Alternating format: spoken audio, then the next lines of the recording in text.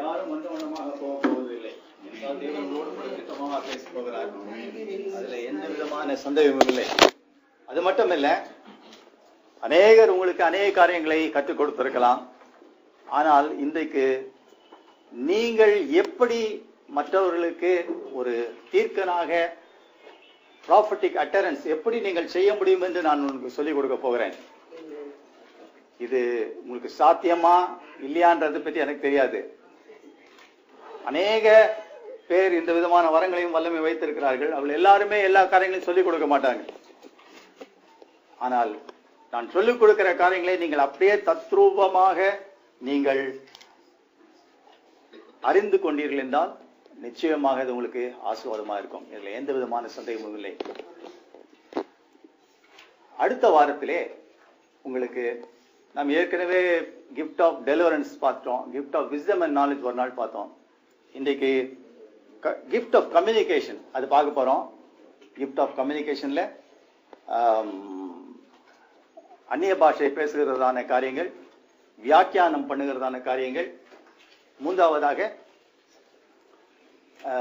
Gift of prophecy, இதை குறித்து நாம் பார்க்க போகிறோம். இந்த 3 நாட்கள் இந்த காரியங்களை நீங்கள் இந்த நாளிலே நீங்கள் அறிந்து கொள்வீர்கள். அடுத்த வாரத்திலே ஏதாவது ஒரு 2 கிஃப்ட், ஃபேத் கிஃப்ட் இல்லைன்னா ஹீலிங் கிஃப்ட், ஏதாவது ஒரு கிஃப்ட் எடுத்துட்டு ஒரு முக்கியமான டாபிக் நான் சொல்லிக் கொடுக்க போறேன். இது யாருமே உங்களுக்கு சரியா சொல்லிக் கொடுத்திருக்க சான்ஸ் இல்லை. ஒருவேளை தெரிந்திருக்கலாம், ஒரு சில அநேக பாஸ்டர்ஸ் எல்லாம் இருக்கீங்க. கர்த்தருடைய சித்தத்தை எப்படி அறிந்து கொள்வது? நான் சொல்ல போன்ற காரியங்கள் என்னுடைய அனுபவத்திலிருந்து நான் சொல்ல போவதில்லை, வேதத்தினுடைய அடிப்படையில் தான் சொல்ல போகிறேன். இன்றைக்கும் நான் அநேக காரியங்களை சொல்லிக் கொடுக்க வேண்டும் விரும்புகிறேன். இந்த காரியங்களால் வேதத்தினுடைய அடிப்படையில் இருக்கும். தியாகராஜன் போன்றவர்கள் வேதத்திற்கு இந்த பலவிதமான இதெல்லாம் பைபிள் கொட்டேஷன்ஸ்லாம் நோட் பண்ணிக்கோங்க. அது உங்களுக்கு ஆசீர்வாதமா இருக்கும் என்பதில் எந்த விதமான சந்தேகம் இல்லை.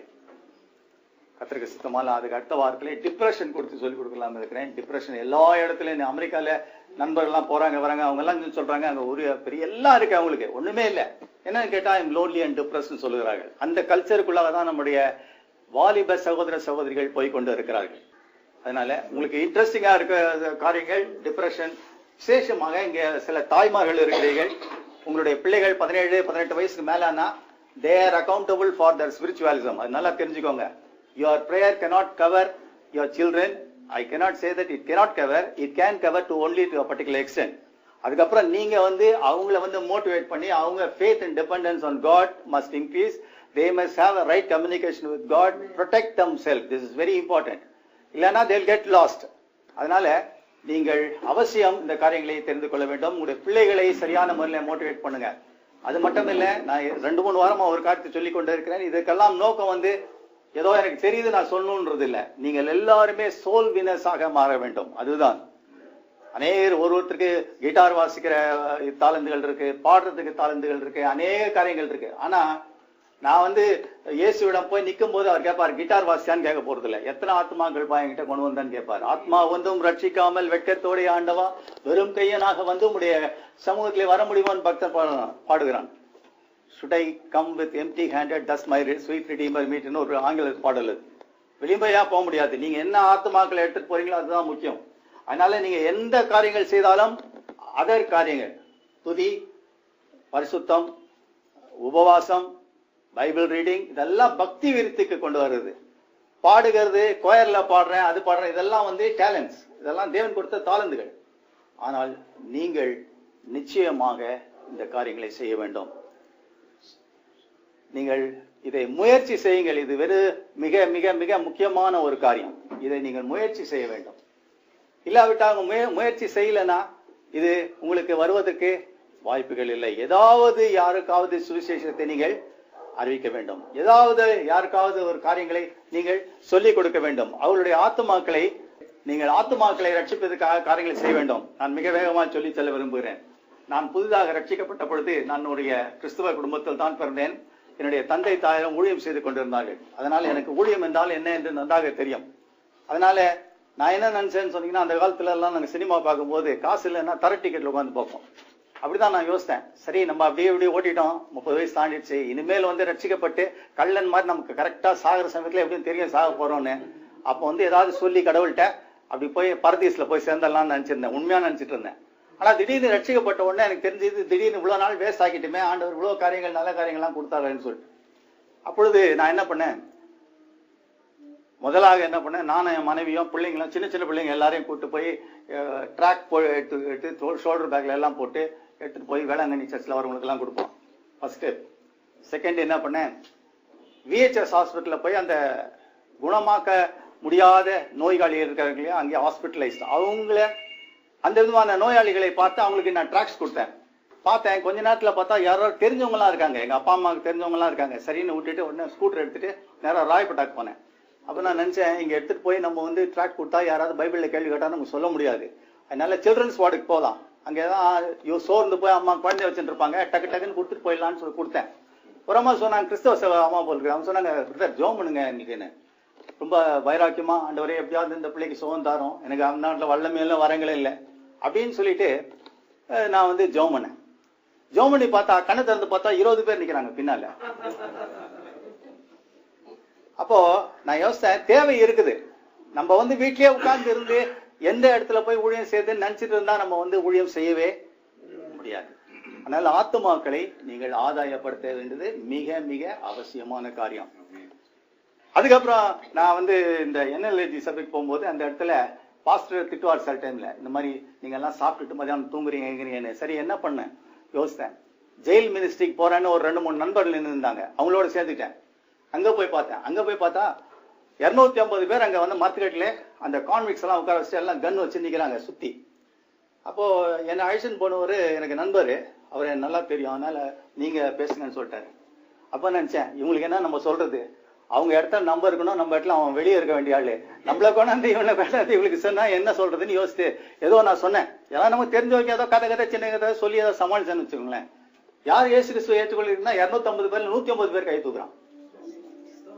அப்போ நீடு இருக்குது, நீங்க வீட்லயே உட்கார்ந்துட்டு நீடு இருக்கா இல்லையா நீங்க பாத்துருந்தீங்கன்னா ஆத்மாக்களை ஆதாயம் பண்ணவே முடியாது. அதுதான் என்னுடைய கான்செப்ட். நான் ஏற்கனவே சொன்னேன், இந்த வருஷத்தாண்ட வரங்கள் எல்லாம் வல்லமைகள் எல்லாம் ஒரு யூட்டிலிட்டிக்காக நம்ம யூஸ் பண்றோம், பேருக்காக பெருமொழிக்காக இல்ல.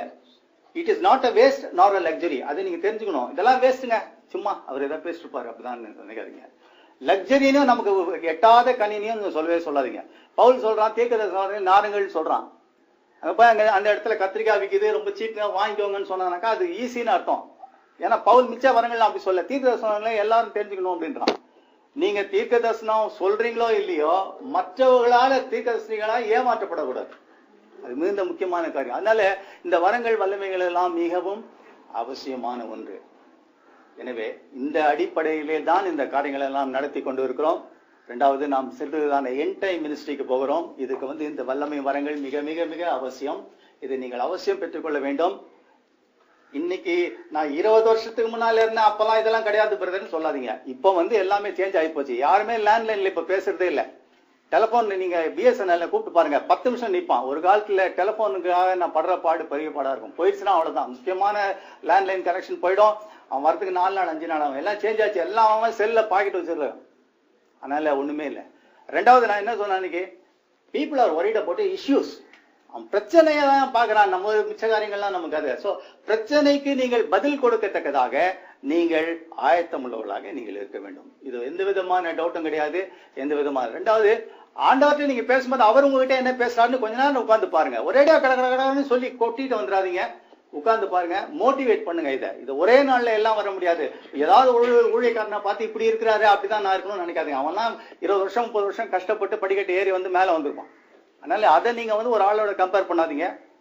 ஆனால் நீங்கள் தேவனை நோக்கி பாருங்கள், அவர் உங்களுக்கு உதவி செய்வார். தலைவனிக்கு ஜெபிப்போமா? இந்த மாலை வேளையிலே தேவன் நம்மோடு கூட பேசணும்னு சொல்லுவோம்.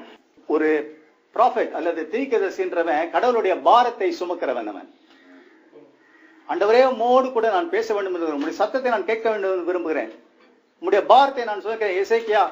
எசேக்கியேலா இருந்தாலும் சரி, எரேமியாவா இருந்தாலும் சரி, ஏசாயா எல்லாரையும் பார்த்து ஆண்டவர் சொல்றாரு, தீர்வின் பாரம், அந்த பாரம்ன்றாரு. ஆபுகிட்ட சொல்றாரு, 2 வருஷத்துல உனக்கு எர்த்குவேக் வந்துரும்பா அப்படின்னு சொல்றாரு.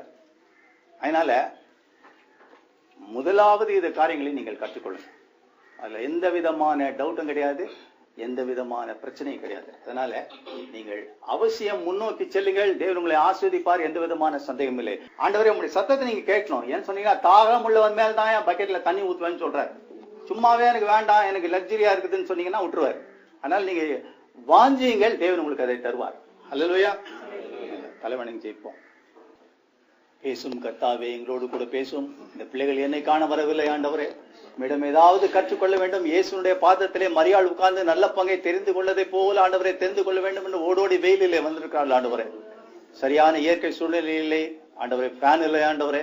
இருந்தாலும் இன்றைக்கு ஒரு டபுள் ஃபோல்ட் ஆஃப் பிளஸிங் கொடுக்க வேண்டும் நான் ஜெபிக்கிறேன் ஆண்டவரே. ஜீவித பாரங்கள் ஏறியாலும் ஜீவநாதன் கைவடியில்லா எந்தே நடத்துவான் சத்ரனாய் நான் எத்தனை நல்லவன். நீரல்லா யாருண்டு ஈசனே எந்தே பாரம் நீக்கான். நீரல்லா யாருண்டு ரட்சகா எந்தே பாவம் போக்கான். எந்தே நீ ஏற்றுக்கொள் தெய்வமே, அப்போல் நான் சாந்தனாய். இந்த உலகத்திலே இயேசு மட்டும் உனக்கு இருந்தால் போதும். இயேசு உனக்கு எல்லாவற்றுக்கும் எல்லாமா இருப்பார். அவர் உன்னை வழி நடத்துவார். அவர் உன்னை கைவிட மாட்டார். மனிதன் உன்னை கைவிடலாம், நீ நம்பி இருக்கிற சூழ்நிலை உன்னை கைவிடலாம், இயேசு ஒரு நாளும் உன்னை கைவிட மாட்டார். அல்லேலூயா. அன்பின் இயேசுவே, இந்த பிள்ளைகளோடு பேசும் ஆண்டவரே. அடியானே ஒரு ஆண்டவரே, உங்களுடைய கருவியாக மட்டும் எடுத்து நீ பயன்படுத்தும் ஆண்டவரே. இயேசுவின் நாமத்திலே ஜெபம் கேளும் பிதாவே, ஆமென். இந்த பரிசுத்த ஆவியினுடைய அபிஷேகம் என்பது சொல்லப்படுவது யோவேல் தீர்க்கதரிசியினாலே. யோவேல் 2வது அதிகாரம் 28வது வசனத்திலே சில நோட்ஸ் எழுதிக்கிறீங்க, எழுதிக்கோங்க. எல்லாமே நான் பைபிள் பேஸ்டா சொல்லிட்டு வரேன். நீங்க எழுதிக்கிட்டு நீங்க வீட்டுல போய் படிச்சு பாருங்க. ஏன்னா யோவேல் 2:28 சொல்றது, மாம்சமான யாவர் மேலும் என்னோட ஆவியை நான் ஊற்றுவேன் என்று தேவன் சொல்லி இருக்கிறார். லூக்கா 11வது அதிகாரம் 13வது வசனத்துல இப்படி சொல்லி இருக்கிறது, பொல்லாத விழாயை நீங்கள் உங்களுடைய பிள்ளைகளுக்கு நல்ல இவளை கொடுக்கும் பொழுது நான் உங்களுக்கு பரிசுத்தாவி கொடுப்பது அதிக நிச்சயம் அல்லவா என்று தேவன் சொல்லி இருக்கிறார். பவுல் அப்போஸ்தலர் இப்படியாக ரோமருக்கு எழுதும்போது சொல்லுகிறான். ரோமர் 1வது அதிகாரம் 11வது வசனத்திலே, ரோமன் சாப்டர் 1 and verse 11. நான் முதல் சொன்னது ஜோயல் சாப்டர் 2 and verse 28. ரெண்டாவது வந்து லூக் சாப்டர் 11 and verse 13. கொஞ்சம் நோட் பண்ணிக்கோங்க. இங்கிலீஷ்ல இருக்கவங்க I will be telling in English also as much as possible. Right.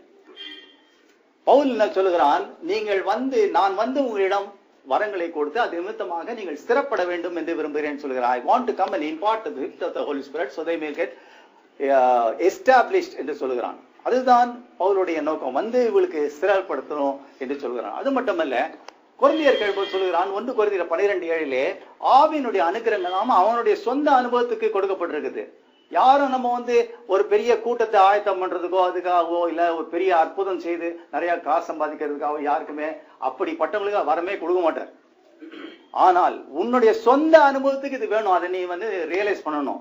You want to first of all நான் மோட்சத்துக்கு போறேன்னு பார்க்கணும். அப்புறம் தான் மற்ற காரியங்கள்லாம். நான் அப்படி ஒண்ணுல அந்த கடை பக்கத்துல ஏற்றினா அந்த வாஞ்சை எனக்கு கொடுப்பாரு. என் மனைவி பிள்ளைகள் எல்லாரையும் கூட்டு போறது செகண்ட். இது நீ விசுவாசி, அப்பொழுது நீ உன் வீட்டாரும் ரட்சிக்கப்படுவீர்கள். உன் சொந்த அனுபவத்துக்காக இந்த காரியங்கள் கொடுக்கப்படுது, அதை நீ நினைக்க வேண்டும். ஒரு நீக்ரோ பிரசங்கியா இருந்தாராம். அவர் பிரசங்கம் பண்ணி நிறைய அற்புதம்லாம் செய்துட்டு இருக்காரு. அப்போ ஒரு குருட்டு நீக்ரோ பையன் வந்தான். அவன் அவர்கிட்ட சொன்னான், எதுக்கா நான் உனக்கு ஜெபம் பண்ணணும்னு. அவன் குருட நல்லா தெரியுது. அப்ப அவன் சொன்னானா, ஐ வாண்ட் அன் அல்சேஷன் டாக்னு கேட்டு சொன்னானா. ஏன்பா, நான் குருடனா இருக்கிறேன், என்ன அல்சேஷன்? என்னோட ஃப்ரெண்ட்ஸ் எல்லாம் குருடர்கள்லாம் நிறைய அல்சேஷன் டாக் வச்சிருக்காங்க, அது பத்திரமா கடைக்கு கூட்டு போது வருது, அதனால எனக்கு ஒரு அல்சேஷன் டாக். இயேசு அற்புதம் செய்கிறேன்னு சொல்லுகிறாரு. சில பேர் என்ன சொல்லுவாங்க, நாங்க அல்சேஷன் டாக் வச்சுட்டு போயிடுறாங்க. எதுக்கு நாங்க அப்படியே சொல்றாங்க? அப்படி இருக்கிறது தேவனுடைய சித்தம் அல்ல. அதை நீங்கள் நல்லா தெரிந்து கொள்ள வேண்டும். தேவன் உங்களுக்கு பெரிய காரியங்களை வைத்திருக்கிறார் என்றால் உங்களுக்கு முடியும் என்று சொல்லியிருக்கிறார். தன்னுடைய ரத்தத்தினாலே சம்பாதித்து முரட்டாட்டம் பண்ணுகிறவளாகிய உங்களுக்கு அவர் கொடுத்திருக்கிறார் என்று சொன்னால், Psalm 68 verse 11 வரங்களை கொடுத்திருக்கார் என்றால் நீங்கள் அதை எடுத்து நீங்கள் பயன்படுத்த வேண்டும். முதலாவது வரம் பற்பல பாஷைகளை பேசுகிறதான வரம். ஒரே ஒரு பாஷையை பேசுறது கிஃப்ட் கிடையாது. அதை நல்லா தெரிஞ்சுக்கோங்க.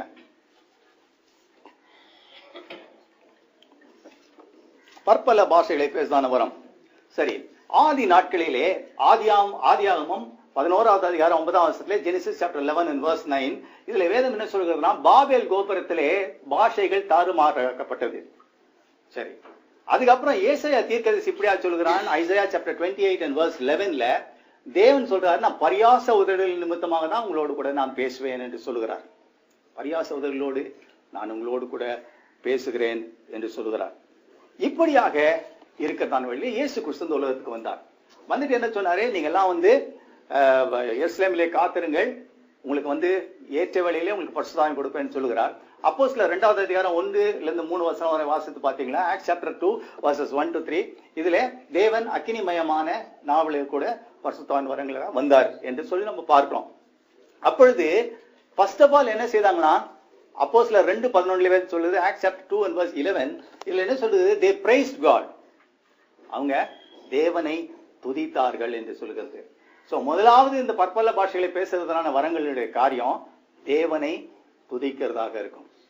சில ஆண்டுகளுக்கு முன்பாக ஒரு பாரம்பரியத்தில் இருக்கிறதான ஒரு பாஸ்டர் என்ன பண்ணாரா, 2 டேப் எடுத்தாரா. ஒண்ணு அந்நிய பாஷையை ஒருத்தர் பேச சொல்லி, அடுத்தது வந்து அவரே சும்மா கத்திட்டு லா லா லான்னு ஏதோ கத்திட்டு அதெல்லாம் டேப் பண்ணி இன்ஸ்டிடியூட் ஆஃப் ஆப்சலிட் லாங்குவேஜ் லிஸ்பன்ல இருக்கான், அங்க அமிச்சாராம். அங்க அமிச்சாக்க அந்நிய பாஷை பேசின அந்த டேப்ல என்ன பதில் வந்துதான், இது ஒரு பழைய பாஷை, இப்போ அது ஓகுல இல்ல, இருந்தாலும் இதுல தேவனை அவர் துதிக்கிறார், அவர் என்ன காரியங்கள் எதுதான் அதுல வந்து இஸ் பிரைசிங் காட் வந்துதான். இன்னொரு காரியத்துக்கு வந்து அவர் பைத்தியக்காரன் யாரோ கத்திருக்கான் அப்படின்னு வந்துதான். அதனால தேவனை துதிக்கிறது மோர் மீனிங்ஃபுல். ரெண்டாவது, உலகத்துல எவ்வளவு காரியங்கள் பக்தி விருத்துக்குரிய காரியங்கள் இருக்கு இல்லையா, எடிபிகேஷன் சொல்றேன் இங்கிலீஷ்ல. இந்த பக்தி விருத்துக்காக உபாசிக்கலாம், ஜெபிக்கலாம், காத்திருக்கலாம், சோ மெனி திங்ஸ் ஆர். இந்த எடிபிகேஷன்ல நீங்க டங்ஸ்ல பேசுறதான வேளையில நீங்க அந்நிய பாஷை பேசும்போது நீங்க வந்து என்ன பண்றீங்க, தேவனோடு கூட ரகசியங்களை பேசுகிறீர்கள். பக்தி விருத்தி அது உண்டாக்குகிறது. 1 Corinthians chapter 14 and verse 2 and 3 இதை நோட் பண்ணிக்கோங்க, வீட்டுல போய் படிச்சு பாருங்க. இதுல என்ன சொல்லுகிறது என்றால், நீங்கள் என்ன பண்ண போறீங்க, பக்தி விருத்தி உண்டாக்க போறீங்க. இது மிக முக்கியமான காரியம். When God gave the old commandment, 3,000 people were killed. When God gave the second covenant, அதுல 3000 பேர் ரட்சிக்கப்பட்டால் என்று பார்க்கிறோம். ஒரு பழைய ஏற்பாட்டுல 3000 பேர் கொல்லப்படுறான், புதிய ஏற்பாட்டுல 3000 பேர் ரட்சிக்கப்படுறான். பரிசுத்தாவின் வல்லமை வரங்கள் இதுக்கு அடிப்படையான காரியங்கள். அந்நிய பாஷை பேசுறது ஒரு அடையாளம் சொல்லி இருக்கிறது, மீதி காரியங்கள் அப்படின்னு சொல்றேன். சில ஆண்டுகளுக்கு முன்பாக ஒரு சிலோன்ல இருந்து வந்து ஒரு லேடி சாட்சி சொன்னாங்க. அவங்க வந்து இந்த மாதிரி சிங்களவருடைய மத்தியிலே போராட்டத்தில் மாட்டிக்கிட்ட போது அந்த சிங்கள போராட்டங்க தமிழ் காலனியில அப்படியே ஒருத்தரையா ரேப் பண்ணி கொலை பண்ணிட்டு வராங்களாம். அப்ப இவங்களுக்கு என்ன பண்ண தெரியல, கணவன்லாம் வீட்டுல இல்ல. உடனே என்ன பண்ணலாம், 3 நாள் படி ஜெபிக்க ஆரம்பிச்சாங்களாம். பயங்கரமா டங்ஸ்ல பேசியிருக்காங்க. அப்ப அந்த சோல்ஜர்ஸ் எல்லாம் வந்து என்ன பண்ணிருக்காங்க, இப்ப வேற ஏதோ பாஷை ஆளு தமிழ் ஆளு இல்லைன்னு விட்டுட்டு போயிட்டாங்களாம். அந்த மாதிரி சொன்னாங்க. தப்பிச்சு இங்க வந்துட்டாங்க. தேவன் எதையும் யாருக்கும் சும்மா கொடுக்கறது இல்லை. தேவன் ஒரு குறிப்பிட்ட நோக்கத்தோடு கொடுக்கிறார்.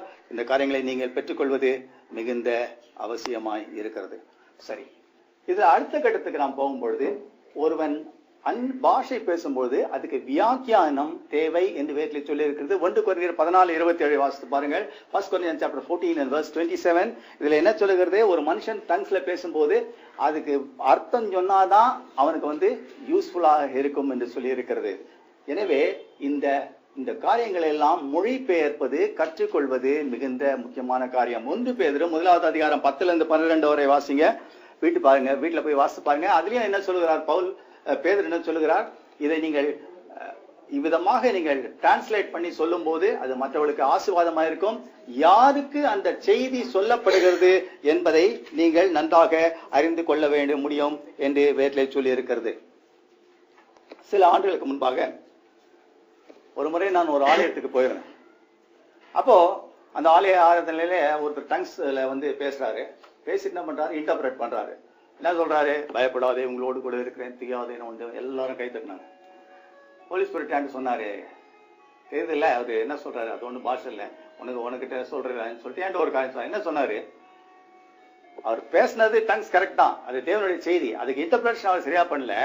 இந்த உலகத்தினுடைய மத்திய பகுதியிலே, இந்த வாரத்தினுடைய மத்தியத்திலே ஒரு லேடி, ஒரு பெண் கொல்லப்படுவா.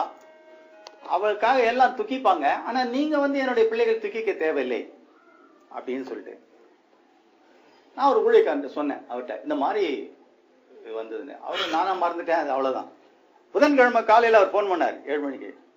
தம்பி, நீங்க சொன்னீங்க இல்லையா, அது நடந்துருச்சு. டயனான்னு ஒரு அம்மா வந்து ஆக்சிடென்ட்ல சேர்த்துட்டாங்க. அவங்க விசுவாரத்துல எங்கேயோ யாரோட போய் ஒரு ஆக்சிடென்ட்ல கார்ல சேர்த்துட்டாங்க. அப்போ சபைக்கு சொல்றாரு, நீங்க எல்லாம் அதுக்கு அழுவாதீங்க. அவ வந்து ஒரு துன்மார்க்கமான வாழ்கிற பெண்ணுடைய உயிருள்ள மயிருள்ள உச்சந்தலையை நான் உடைப்பேன்னு சொல்லியிருக்காரு, உடைச்சிட்டாரு. அதுக்கு நீங்க அழுகுறீங்கன்னு சொல்லியிருக்காரு. பட் ஆனா மக்களுக்கு அந்த காரியங்கள் போய் சேரல. ஒரு இடத்துல டெலி பிரிண்டர் கம்பெனியிலே ஆதி நாட்கள்ல ஒரு இன்டர்வியூ நடந்துதான். அந்த இன்டர்வியூல அநேகர் வந்து உட்கார்ந்து இருந்தாங்களாம். அப்போ திடீரென்று ஒரு பையன் எழுந்து உள்ள போனான். உள்ள போனோடனே கருத்துட்டான், எல்லாம் உட்காந்துருக்காங்களா அந்த இடத்துல எல்லாம். உள்ள போய் பார்த்த உடனே, என்ன தம்பி வந்துட்டேன்னு. அந்த டெலி பிரிண்டர் சத்தத்துல, யாரு ரெடியா இருக்கீங்களோ நீங்க 108வது ரூமுக்கு வாங்கன்னு சத்தம் கேட்டது. மிச்சவங்க எல்லாம் பேசிட்டே இருந்தாங்க. ஆனா நான் உஷாரா கவனிச்சேன், அதுல வந்துட்டேன், நீ செலக்டட்னு சொல்லிட்டாங்க. ஆண்டவர் சில காரியங்களை வெளிப்படுத்துவார். அதற்கான கருவிகள் உங்கள்கிட்ட இருந்து அந்த காரியங்களை நீங்கள் பெற்றுக்கொள்ளும் பொழுது அது உங்களுக்கு ஆசீர்வாதமா இருக்கும் என்பதிலே சந்தேகம் இல்லை. அதனால நீங்க ஒரு பெரிய காரியம் சொல்ல வேண்டியது. அதே வேளையிலே ஒரு தவறான காரியத்தை, தேவன் சொல்லாத காரியங்களை ஒருத்தன் சொன்னானா அவன் பிரச்சனையில மாட்டிக்குவான். அவனுக்கு ஐயோன்னு வேட்டில சொல்லி இருக்கிறது எசேக்கியேல் 13:3 விதமாய் சொல்லி இருக்குது. எசேக்கியேல் chapter 13 and verse 3.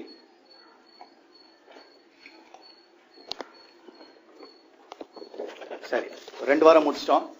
15 நிமிஷத்துல 2 வாரம் முடிச்சிருக்கேன். சரி, முக்கியமான வார்த்தை போயிடலாம். இதெல்லாம் நீங்க எல்லாருக்கும் தெரியும், நீங்க எல்லாரும் ஆவிலே வளர்ந்தவர்கள். சரி, 1 கொரிந்தியர் 14வது அதிகாரம் 1 வசனத்திலே வேதம் சொல்லுகிறது, நீங்க தீர்க்க தரிசன வரத்தை நாடுங்கள் என்று. That means nothing wrong in aspiring to get the gift of the Holy Spirit. 1 Corinthians chapter 14 and verse 1. இதுல இப்படி சொல்லுகிறது. இரண்டாவது, எபேசியர் 2:20 வேத விதமா சொல்லுகிறது. Ephesians chapter 2 and verse 20. இந்த வரம் மிகவும் முக்கியமான ஒரு வரம். சபைகளுக்கு இது தேவை. அப்போஸ்தலர்கள், தீர்க்கதரிசிகள் என்பவளை வைத்துதான் சபை அஸ்திபாரப்படுகிறது. ஒரு சபையில தீர்க்கதரிசி இல்லைன்னா அந்த சபையை அஸ்திபாரமே ஆடுதுன்னு அர்த்தம் அப்படின்னு சொல்லிட்டு வேதம் சொல்லி இருக்கிறது. அதனாலே இது தேவைன்னு சொல்லி இருக்குது. மூன்றாவது, நீங்க என்ன தெரிந்து கொள்ள வேண்டாம் முக்கியமான காரியம், வெளிப்படுத்தல் 19:10 வேதம் விதமா சொல்லுகிறது. Revelation chapter 19 and verse 10. இதில் வேதம் என்ன சொல்லுகிறது, இயேசுவை பற்றி தான் சாட்சி தீர்க்க தரிசன ஆவின்னு சொல்றது. வேற விதமா சொல்ல போனா, இயேசுவை பட்டதான சாட்சி தீர்க்க ஆவினா, தீர்க்க ஆவி இருக்கவன் இயேசுவை பற்றி தான் சாட்சி கொடுப்பான். அதனால தெரிஞ்சுக்கோங்க, எந்த தீர்க்கதரிசியுமே he should not say anything contrary to God, Jesus or against the Bible. That's very important. So அதை நீங்கள் தெரிந்து கொள்ள வேண்டும். சரி, அடுத்தபடியாக I want to tell the difference between who is a prophet and who is a person filled with the gift of the Holy Spirit. ரெண்டும் வேற. gift of the Holy Spirit எனக்கு இருக்கும்போது தேவன் எனக்கு ஒரு வரங்களை கொடுக்கிறார். அதை நான் அனல் மூட்டி எழுப்புகிறேன். ஒரு கூட்டத்தில் இருக்கிறேன். சில நேரங்களிலே அது என் மேல் வருகிறது. அப்பொழுது தேவனுடைய வார்த்தை எனக்கு கொஞ்சம் வருது. அதை கொஞ்சம் காரியங்களை நான் எடுத்து கொடுக்கிறேன் உங்களுக்கு. அது gift of the Holy Spirit. அது நிரந்தரமாக இருக்காது. தொடர்ந்து பேசுகிறதற்கான வார்த்தை அவனுக்குள்ளாக இருக்காது. அவனோடு கூட சொப்னங்கள் மூலமாக, தரிசனங்கள் மூலமாக, பலவிதமான சத்தத்தின் மூலமாக தொடர்ந்து பேசிட்டு இருக்க மாட்டார். சில காரியங்களை வெளிப்படுத்துவார். ஆனா இது the gift of the prophecy. ஆனால் ஒரு prophet என்று சொல்லுகிறவன் பழைய ஏற்பாட்டு காலத்தில் சியர் என்று அழைக்கப்பட்டான். 1 சாமுவேல் 9:9 வாசித்து பாருங்கள். 1 Samuel chapter 9 and verse 9 வேதம் சொல்லுகிறது, he was called as a seer. in தமிழ்ல ஞானதிருஷ்டிக்காரன் என்று சொல்லப்பட்டிருக்கிறது. இந்த ஞானதிருஷ்டிக்காரன் என்ன பண்ணுவானா, ராஜா அவன்கிட்ட போய் விசாரிப்பான், என்ன சார், எப்படி யுத்தத்துக்கு போலாமா வேண்டாமான்னு, அழிவு வருமா வராதா, முக்கியமான காரியங்கள் தேவன் அவன் மூலோடு கூட பேசி அந்த மக்களை எச்சரிக்க அவன் தேவனுடைய வாயாக இருந்தான். he was a mouthpiece of God or he was the index finger. ஒரு அங்க பாரு இப்படி போன்னு சொல்லுவான், அவ்வளவுதான் அவனுடைய வேலை. இஸ் ஆள்காட்டி விரல். அத அவன் ஒரு விசேஷமாக ஒரு பணியை அவன் செய்து வந்தான் என்று பார்க்கிறோம். வேதம் என்ன சொல்லுகிறது என்றால், இவனுக்கு சொல்லாத தேவன் எதுவுமே சொல்ல மாட்டாராம். Amos chapter 3 and verse 7 இவ்விதமாக வேதம் சொல்லுகிறது, தீர்க்கதரிசிக்கு ஒரு காரியத்தை சொல்லாம அவர் என்ன பண்ண மாட்டாரு, ஒரு காரியத்தையுமே செய்ய மாட்டார். So he is very much fond of prophets. He will inquire, he will reveal everything that's going to happen. அது ரொம்ப ஒரு முக்கியமான ஒரு காரியம். இப்படியாக இவன் பழைய ஏற்பாட்டு காலத்திலே அவன் இப்படியாக அவர்கள் வாழ்ந்து வந்தார்கள். மிகவும் முக்கியமானவர்களாக வாழ்ந்து வந்தார்கள். புதிய ஏற்பாட்டு காலத்திலே தேவன் ப்ராஃபெட் என்று சொல்லப்படும் பொழுது சில வேளைகளிலே சிலர் அபிஷேகிக்கிறார். அந்த காலத்துல வந்து தைலத்தை கொண்டாந்து தலையில ஊத்தினா அப்படி ஊத்த மாட்டாங்க. ஆனால் தேவன் அவனோடு கூட பேசுவார். எப்படி பேசுவார்? பல விதங்களிலே பேசுவார். அது எப்படி பேசுவார் நான் சொல்றேன். சோ இந்த காரியங்கள் நிமித்தமாக அவன் என்ன பண்ணுவான்? தொடர்ந்து he'll be in constant touch with God. 2 பேதுரு 1:21 வாசித்து பாருங்கள். 2 Peter chapter 1 and verse 21. இதில் வேதம் என்ன சொல்கிறது என்றால், the prophecy is not made by the man's figment of man's imagination. The holy pen of God, induced by the Holy Spirit, they spoke in God's wisdom. தீர்க்கதரிசனமானது ஒரு காலம் மனுஷனுடைய எந்த விதமான சுய சித்தத்திலே அது வரவில்லை. ஆனால் நாளாவட்டத்திலே அவன் பேசும்பொழுது தேவனுடைய மைண்ட் என்னன்னு அவன் தெரிஞ்சு அவன் மற்றவர்களுக்கு எடுத்து சொன்னான். அதே காரியங்கள் இந்த கடைசி காலங்களிலும் அது நடந்து கொண்டு இருக்கிறது. அது மிக முக்கியமான காரியம். சரி, இப்படி தீர்க்கதரிசிகளை எல்லாம் பார்க்கும் பொழுது ஓல்ட் டெஸ்டமெண்ட்ல அவங்களுக்கு எல்லாம் ஒரு அழைப்பு இருந்தது. எரேமியா 1:5 வாசித்து பாருங்கள். Jeremiah chapter 1 and verse 5. இதுல எரேமியாவை குறித்து என்ன சொல்லி இருக்கிறது? நீ வந்து உன் தாயின் கர்ப்பத்தில் இருந்த போதே உன்னை நான் தெரிந்து கொண்டேன். I chose you as a prophet even when you are in the mother's womb என்று சொல்லப்பட்டிருக்கிறது. இரண்டாவதாக ஏசாயா 6வது அதிகாரம் 6-8 வரை வாசித்து பாருங்கள். Isaiah chapter 6 verses 6 to 8. இதுல வந்து ஏசாயாவை பார்த்து whom shall I send அப்படின்னு கேட்கிறாரு. யாரை நான் அனுப்புவேன்? நான் போறேன் அப்படின்னு சொல்லுகிறான் என்று பார்க்கிறோம். அதே மாதிரி யாத்திராகமம் 3:10 வாசித்து பாருங்கள். Exodus chapter 3 and verse 10. இதுல வேதம் என்ன சொல்லுகிறது என்றால், மோசேயை பார்த்து அவர் சொல்றாரு, எப்பா இந்த பிள்ளைங்களை எல்லாம் விடுவிக்கிறோம், இஸ்ரேல் புத்திரர் எல்லாம் கஷ்டப்படுறாங்க, நான் உன்னை அனுப்புறேன், I am that I am என்று அவர் சொல்லுகிறார் என்று பார்க்கிறோம். அதே போல எசேக்கியேலை பார்த்து சொல்றாரு. எசேக்கியேல் chapter 3 and verse 27. இதுல வேதம் என்ன சொல்லுகிறது என்றால், எசேக்கியேலை பார்த்து சொல்றாரு, நீ என்னுடைய மவுத் பீஸ், நான் உன் வாயை திறக்கிறேன், அப்ப நீ பேசு, இல்லாததுன்னா சும்மா இரு. அவங்க கேட்டாலும் கேட்க மாட்டாங்க இவங்கெல்லாம். ஏன்னா இவங்கெல்லாம் கடின நெத்திக்காரனுங்க. அதனால உன்னை நான் வாயை திறக்கும் போது நீ என்ன பண்ணுவ? பேசணும். பேசிட்டு என்ன காரியத்தை நான் சொல்லுகிறனோ அந்த காரியத்தை நீ சொல்ல வேண்டும் என்று சொல்லுகிறார் என்று பார்க்கிறோம். தம்பிக்கு சேர் இருந்தா போடுங்க, இல்ல நான் உள்ள ஏதாவது சேர் இருக்க பாருங்க. ரைட், சரி. என்ன சொல்லி கொண்டு இருக்கேன்னா, தீர்க்கதரிசின்னு சொல்லப்படும் போது ஆதி நாட்களில் ஒரு அழைப்பு இருந்தது என்று பார்க்கிறோம். இவர்கள் என்ன செய்தார்கள் என்றால், ராஜாக்களை வழிநடத்தினார்கள். They spoke with God. God spoke with them. They revealed secrets to different places, to different kings over the period of time. அந்த காலத்துல ஒரு டிஸ்பென்சேஷன் இருந்தது. அந்த டிஸ்பென்சேஷன் படி அவர்கள் என்ன பண்ணாங்க? விளக்கிக்காரங்களை சொல்லி கொண்டு வந்தார்கள். விசேஷமாக சகரியா 1:8 வாசித்து பாருங்கள். இதுல மன்னிக்க வேண்டும், ஆகாய் 1:8.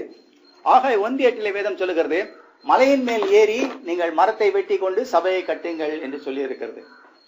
அதே போல சகரியா 4:9 வாசித்து பாருங்கள். இதில் வேதம் என்ன சொல்லுகிறது? செருபாபேலின் கரங்கள் இதை அவனுக்கு அஸ்திபாரத்தை போட்டான், அதை அவன் தான் கட்டி முடிப்பான் என்று சொல்கிறார். சோ ஆலய பணிகளிலே இப்போ ப்ராஃபட்டிக் கிஃப்ட் இருக்கிறவங்க, ப்ராஃபட்ஸா இருக்கிறவங்க எப்படி உதவி செய்கிறார்களோ அதே போல ஆதி நாட்களிலே அவர்கள் தேவனுடைய ராஜ்யத்தையும் வீட்டையும் ஆலயங்களையும் சினகாக் சொல்றாங்கல்ல, அந்த காலத்தெல்லாம் கட்டுறதுக்கு அவங்க ஞானம் உள்ளவர்களா இருந்தார்கள். சரி, ஒரு ப்ராஃபெட் என்று சொல்லப்படும் பொழுது அவனுக்கு சில காரியங்கள் இருக்கணும். எல்லாரும் விருப்பப்படுறவங்களுக்கு எல்லாம் ஆண்டவர் கொடுப்பாரு. ஏன்னா இட் இஸ் a gift. கிஃப்ட்ன்றது நீங்க வந்து இங்க ஆங்கிலத்திலே கிரேஸ் என்ற ஒரு வார்த்தை இருக்கிறது இல்லையா? Unmerited favour. நீ அதுக்கு எந்த காரியம் செய்திருக்க தேவையில்ல, சும்மா கொடுக்குறது. அதே மாதிரிதான் கிஃப்டும். கிஃப்ட்டுக்கு நான் என்ன போய் வந்து எல்லாம் பயோடேட்டா எல்லாம் கொடுப்பேன், நான் பார்த்து தான் கிஃப்ட் கொடுப்பேன் யாருன்னு சொல்ல போறது இல்லை. இல்ல நீ வந்து அன்வர்த்தின்னு சொல்ல போறது இல்லை. கிஃப்ட்னு இஸ் a gift. நீங்க வாங்கிக்கணும். அதை நீங்க எந்த இடத்துல பயன்படுத்துறீங்க, எப்படி பயன்படுத்துறீங்க வெறும் முக்கியம். ஒண்ணு. சரி, 2 வாரம் நான் வந்து கிஃப்ட் எல்லாம் பற்றி அண்ணன் சொன்னாரு, இது பண்ணிட்டேன். சரி, 3வது வாரம் வந்திருக்கேன்னு சொன்னீங்கன்னா உங்களுக்கு யூஸே இல்லை. ஏன்னு சொன்னீங்கன்னா, நான் உங்க கேன்ல உங்களுடைய கார்ல ஃபுல்லா நான் வந்து பெட்ரோல் வச்சு ஃபுல்லா டேங்க் ஃபில் பண்ணிட்டேன் 2 வாரத்துல. நீங்க வண்டியே ஓட்டாத திருப்பி வந்து இன்னொரு வாட்டி ஊத்துனா எல்லாம் பெட்ரோல் எல்லாம் கீழே போயிடும். கிஃப்ட் கொடுத்துட்டாரு ஒரு கார், நீங்க ஓட்டணும், நீங்க ஓட்ட முயற்சி செய்யணும், ஆப்ரேட் பண்ணுங்க. இது வந்து நீங்க ஆப்ரேட் பண்ணி என்ன காசு சம்பாத்தி ஏண்டா கொடுக்க போறீங்க? இல்ல, இது உங்களுக்கும் கடவுளுக்கு இருக்கிற காரியம், ஆத்துமாக்களை ஆதாயம் பண்றதுக்காக தான் காரியம். முயற்சி செய்யுங்க, பிடிக்காதவங்க விட்டுருங்க. எசேக்கியேல் சொன்ன மாதிரி அவங்க கடின கேட்க மாட்டாங்கன்னா விட்டுற வேண்டியதான். அவங்கள நம்ம எதுவுமே செய்ய முடியாது, அதை பற்றி நமக்கு கவலை இல்லை. அதனால நீங்கள் என்ன செய்யுங்க, இதை ப்ரேயர் பண்ணுங்க. ஒரு ப்ராஃபிட்னு சொல்லப்படும் பொழுது சில காரியங்கள் அவனுக்கு இருக்குது. ஒரு வசனத்தை நம்ம வாசிக்கலாம். 2 ராஜாக்கள் 4:10 யாராவது வாசிங்க. அன்பு சகோதரர்கள் யாராவது சத்தமா வாசிங்க. 2 ராஜாக்கள் 4:10.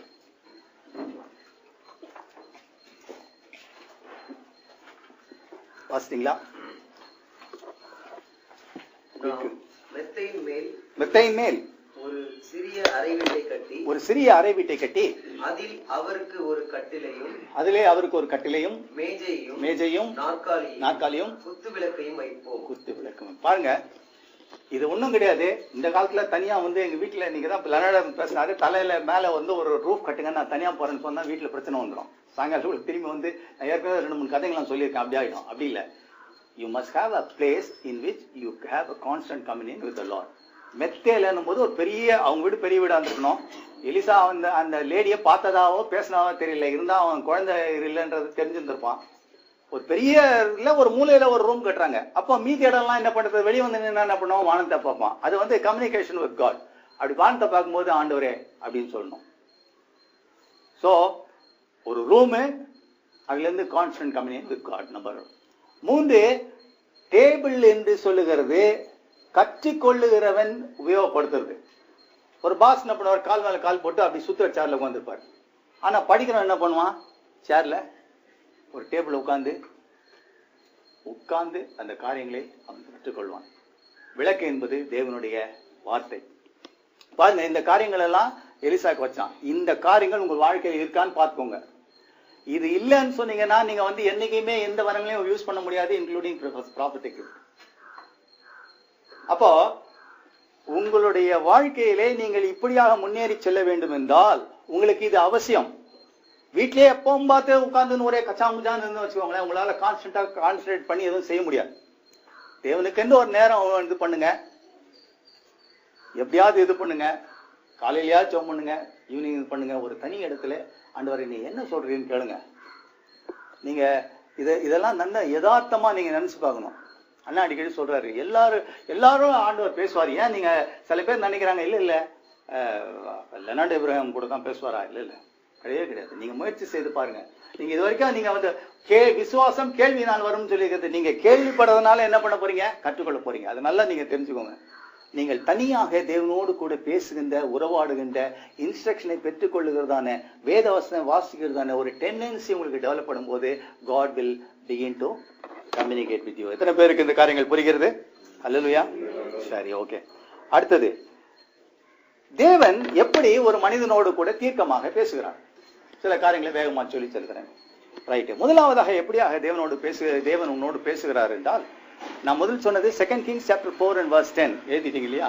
2 ராஜாக்கள். ரைட். அடுத்தபடியாக தரிசனங்கள் மூலமாக பேசுகிறார். என்னாகும் 12வது அதிகாரம் 6வது வசனத்திலே வேத விதமாக சொல்லுகிறது, ஒருவன் தீர்க்கதரிசியாக இருந்தால் அவனோடு கூட தரிசனங்கள் மூலமாக நான் பேசுவேன் என்று சொல்லி இருக்கிறார். தானியேலை தரிசன புருஷன் என்று அழைத்தார்கள் என்று பார்க்கிறோம். அப்படி இருக்கிறதான வேளையிலே அவன் அநேக தரிசனங்களை கண்டான். தரிசனங்களை காணும் என்று சொல்லும் போது ஒரு கலர்ட் போட்டோகிராஃப் மாதிரி இருக்கு இல்லையா? இப்ப நீங்களாம் உட்கார்ந்துருக்கீங்க, இப்படி ஒரு தரிசனம் அப்படின்னு சொன்னீங்கன்னா எல்லாம் எப்படி இருக்கீங்க, என்ன ட்ரெஸ் பண்ணியிருக்கீங்க, எப்படி வந்திருக்கீங்க எல்லாம் தெரியும். அதே மாதிரி பின்னால நடக்கிற காரியங்களே ஒரு ஜஸ்ட் பிளாஷ்ல ஒரு ஸ்டில் மாதிரி கடவுள் காட்டுறார். மிகுந்த ஞானம் உள்ளவர். நீங்க அதை பார்த்து தரிசனங்களை பார்க்கும் பொழுது அவர் எவ்வளவு ஞானம் உள்ளவர், எப்படி நம்மளோடு கூட கம்யூனிகேட் பண்ணுகிறார் என்று நமக்கு தெரியும். சில ஆண்டுகளுக்கு முன்பாக ஒரு தரிசனம் பார்த்து ஒரு எனக்கு தெரிந்த ஒருவர் ஒரு ஊர்ல போறார். அது ஊர்ல எல்லா வெள்ளைக்காரங்களா இருக்காங்க நிறையா. அவர் தமிழ் பைபிள் வச்சுட்டு இப்படி போறாரு. அதை அப்படியே பார்த்தேன். அப்போ அந்த ஊர்ல மேல ஒரு இடத்துல எழுதியிருக்கு, அந்த ஊர் பேர் பாஸ்டன் எழுதியிருக்கு. அப்போ நான் அந்த நம்பரை பார்த்து சொன்னேன், நீங்க பாஸ்டன் என்ற இடத்துக்கு போயிட்டு நீங்க தமிழ்ல ஒரு பிரசங்கம் பண்ணுவேன்னு. அவர் சொன்னாரு, என்கிட்ட பாஸ்போர்ட் இல்ல, நீ சொல்ற பாஸ்டனியா எங்க இருக்கு சொன்ன. எனக்கு தெரியல. பாஸ்டன் அந்த ஊர் பேரு, நீ பாரு அட்லாஸ்ல பாருன்னு சொல்லிட்டு வந்துட்டேன். காலங்கள் கடந்து ஓடிச்சு. திடீர்னு ஒரு நாள் அவர் வந்தாரு. நான் இது மாதிரி ஊருக்கு போறேன் அமெரிக்காவுக்கு. நேற்று சாயங்காலம் தான் பாஸ்டன் என்ற இடத்துல என்ன ஒரு இமெயில் வந்தது. அங்க இருக்க ஒரு பாஸ்டர் எப்படியோ எனக்கு தெரிஞ்சு நான் வரேன்னு தெரிஞ்சு என்ன பேச சொல்லியிருக்காரு. கர்த்தர் எவ்வளவு ஞானம் உள்ளவர். ஏன்னா தமிழ் பைபிள் எடுத்துட்டு போறாரு. நீங்க தமிழ் பைபிள் இங்கிலீஷ் பைபிளுக்கு வித்தியாசம் உங்களுக்கு தெரியும் இல்லையா? சோப் கலர் அடிச்சிருப்பாங்க, வெளியே பார்த்தாலே தெரியும் தமிழ் பைபிள். அதை வச்சுதான் சொன்னேன். சரி, அப்படி சொன்னார். இன்னொரு அந்த தரிசனத்துல ஒரு குறிப்பிட்ட நபர் அவர் டெலிவிஷன் மினிஸ்ட்ரியில நிக்கிறார். அப்போ அவருடைய மகள் அவ பிரெக்னென்டாக இருக்காங்க. நான் என் கையில ஒரு சின்ன குழந்தை இருக்குது, சின்ன பிள்ளைய பிடிச்சி நடந்துட்டு போயிருக்கேன். ஒரு 4 வருஷம் கழிச்சு அந்த அந்த இடத்துல அந்த ஆளு, அந்த குறிப்பிட்ட மனுஷன் டெலிவிஷன் மினிஸ்ட்ரியில் போனார். போயிட்டு அப்ப பாத்தீங்கன்னா அவருடைய டாட்டரு அவங்க வந்து கன்ஜிவாய் வந்திருக்கிறாங்க. நான் என்னுடைய டாக்டருடைய சின்ன குழந்தைய தூக்கிட்டு வரேன். அப்ப சந்திக்கிறேன். அவர் சொல்றாரு, நான் டெலிவிஷன் மினிஸ்ட்ரிக்கு இது பண்றேன், கர்த்தர் ஒரு பிரேக் த்ரூ கொடுத்தாரு அப்படின்னு. கர்த்தர் பெரிய காரியங்கள் செய்வார், அது நீங்க தெரிஞ்சுக்கோங்க. ஏன்னா கடவுள் வந்து மிகுந்த ஞானம் உள்ளவர். ஏற்கனவே உங்களுக்கு சொன்னேன்னு தெரியல, தானியேல் 7வது அதிகாரமும் வெளிப்படுத்தல் 13வது அதிகாரமும் 650 ஆண்டுகளுக்கு பின்னால் எழுதினது. ஆனா ஒரே காரியத்தை சொல்லுது. நீங்க வீட்டுல சேர்ந்து வாசித்து பாருங்க, ரெண்டும் ஒரே காரியத்தை சொல்லுகிறது. அப்போ கடவுளுடைய ஞானம், அவருடைய பரிசுத்தானுடைய அனுகிரகம் எப்படி இருக்கிறது? நான் ரொம்ப நாள் எடுக்க நினைக்கிறேன். அடுத்தது சொப்பனங்கள். சொப்பனங்கள் சொல்லப்படும் போது ட்ரெயின் மாதிரி இருக்கும், ஊம படம் மாதிரி இருக்கும். அந்த காலத்துல வந்து ஊம படம் வரும், இப்பெல்லாம் அது மாதிரி இல்லை. அந்த காலத்துல ஊம படம் வரும், இந்த லாரல் ஆட்டிலாம் வரும், டக் டக்குன்னு ஓடுவாங்க, தமாஷா இருக்கும் நம்ம பாக்குறதுக்கு, அந்த மாதிரி இருக்கும். ஆனா ஏதோ ஒரு மெசேஜ் சொல்லுவார். சில ஆண்டுகளுக்கு முன்பாக நான் உடம்பு சரியாத போது ஒரு ரொம்ப நேரம் ஒரு படம் ஓடிச்சு. கடைசியில் ஏஞ்சி பார்த்தேன். ஏஞ்சி பார்த்த உடனே ஒரு இடத்துக்கு போய் இந்த பிளட் டெஸ்ட் பண்ணி இந்த காரியங்களை நீ பாருன்னு சொல்றாங்க. அங்க போய் பார்த்தா ஒரு குறிப்பிட்ட அனிமலுக்கு அட்டாக் பண்ண வியாதி எனக்கு இருக்குதுன்னு சொன்னாங்க. அப்போ கர்த்தர் ஞானம் உள்ளவர். சொப்பனமா பேசுகிறார். யோசேப்பை சொப்பனக்காரன் என்று சொன்னார்கள். ஆதியாகமம் 37:9-19, Genesis chapter 37 verses 9 and 19. சரி, தேவன் பேசுறார். நல்ல ஒரு இன்னொரு காரியம் தெரிஞ்சுக்கோங்க. தொல்லையின் திரட்சியினால் சொப்பனங்கள் வரும். சில சொப்பனங்கள் எப்படி வருமா? தொல்லையின் திரட்சி. யாராவது ஒரு காரியம் செய்துட்டு அது பெரிய தொல்லையா இருந்துன்னு வச்சுக்கோங்க. பாஸ் ஆபீஸ்ல இருந்து சண்டை போட்டு ஒரே பேஜாராய் வந்தானாக்கா அப்படியே படுத்திருந்தா அதே மாதிரி பாஸ் திட்டுற மாதிரி வரும். இது கடவுள் கொடுக்கிற தரிசனம் இல்லை. நீங்க நல்லா தெரிஞ்சுக்கோங்க. எந்த தரிசனமும் எந்த சொப்பனமா இருந்தாலும் வேதத்துக்கும் அதுக்கும் முரண்பாடு இருக்கக்கூடாது. அது திருப்பி நான் சொல்லிட்டு வரேன், நல்லா கவனிச்சுட்டு வாங்க. வேதத்தினுடைய அடிப்படையில் தான் இருக்க வேண்டும். Anybody telling a prophecy or the dream or a vision should not contradict the word of God. ஏனால் இயேசுனுடைய சாட்சி தீர்க்கதரிசனுடைய ஆவியா இருக்கிறது. எனவே நான் 2 காரியம் பார்க்கிறோம். சொப்பனக்காரன் என்று யோசேப்பை சொன்னார்கள் என்று பார்க்கிறோம். அடுத்தபடியாக தேவனுடைய வார்த்தை உண்டாகி, தேவனுடைய வார்த்தை உண்டாகி இந்த வேதத்திலே 1000 முறையில கூட இருக்கலாம். அவ்வளவு இடத்துல எல்லா ப்ராஃபட்டுக்கும் வந்து கர்த்தருடைய வார்த்தை உண்டாகி. ஏசாயா 38:4, ஐசையா சாப்டர் 38 and verse 4. இதுல ஏசாயா சொல்லுகிறான், கர்த்தருடைய வார்த்தை எனக்கு உண்டாகி நான் போய் எசேக்கியா ராஜாட்ட சொல்றேன், நீ ரொம்ப நாள் இருக்க மாட்டப்பா, செத்து போயிடுவான்னு சொல்றார். கர்த்தருடைய வார்த்தை வந்து எசேக்கியலுக்கு உண்டாகி, ஆபுக்கு உண்டாகி, ஆமோஸ்க்கு உண்டாகி என்று சொல்லி நிறைய காரியங்கள் சொல்றாங்க. இது வந்து அட்டரன்ஸ் தான். இது ஒண்ணு ட்ரீம் பார்த்து சொல்றது இல்ல. இது என்ன ஆகுது? அட்டரன்ஸ். என்னுடைய அன்பு தம்பி ஒருத்தர் இருக்கிறாரு, இப்போ பாஸ்டரா இருக்காரு. நிறைய கல்யாண்குமார்ன்னு சொல்லிட்டு நிறைய பேர் கேள்விப்பட்டிருப்பீங்கன்னு நினைக்கிறேன். பாஸ்டர் சாமுவேல் ராஜ் வராங்க, யாராவது ஒரு இடம் கொடுங்க தயவுசெய்து. வாங்க பாஸ்டர், உட்காருங்க.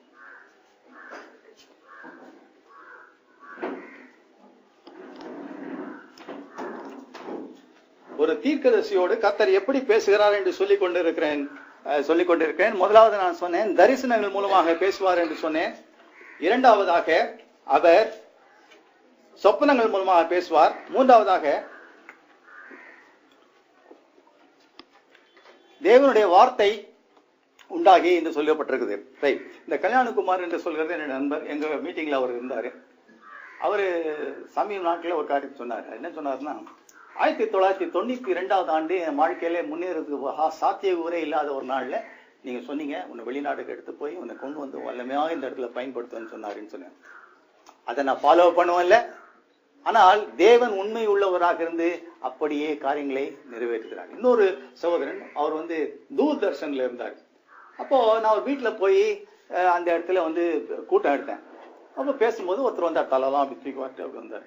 அப்படி சொல்லேன், தோல் மேல கேட்க சொன்னேன், உங்களை லட்சக்கணக்கான மக்கள் மத்தியிலே சாட்சியாக நிறுத்துவார், உங்க நிமித்தமாக சுவிசேஷம் பரம போகிறதுன்னு.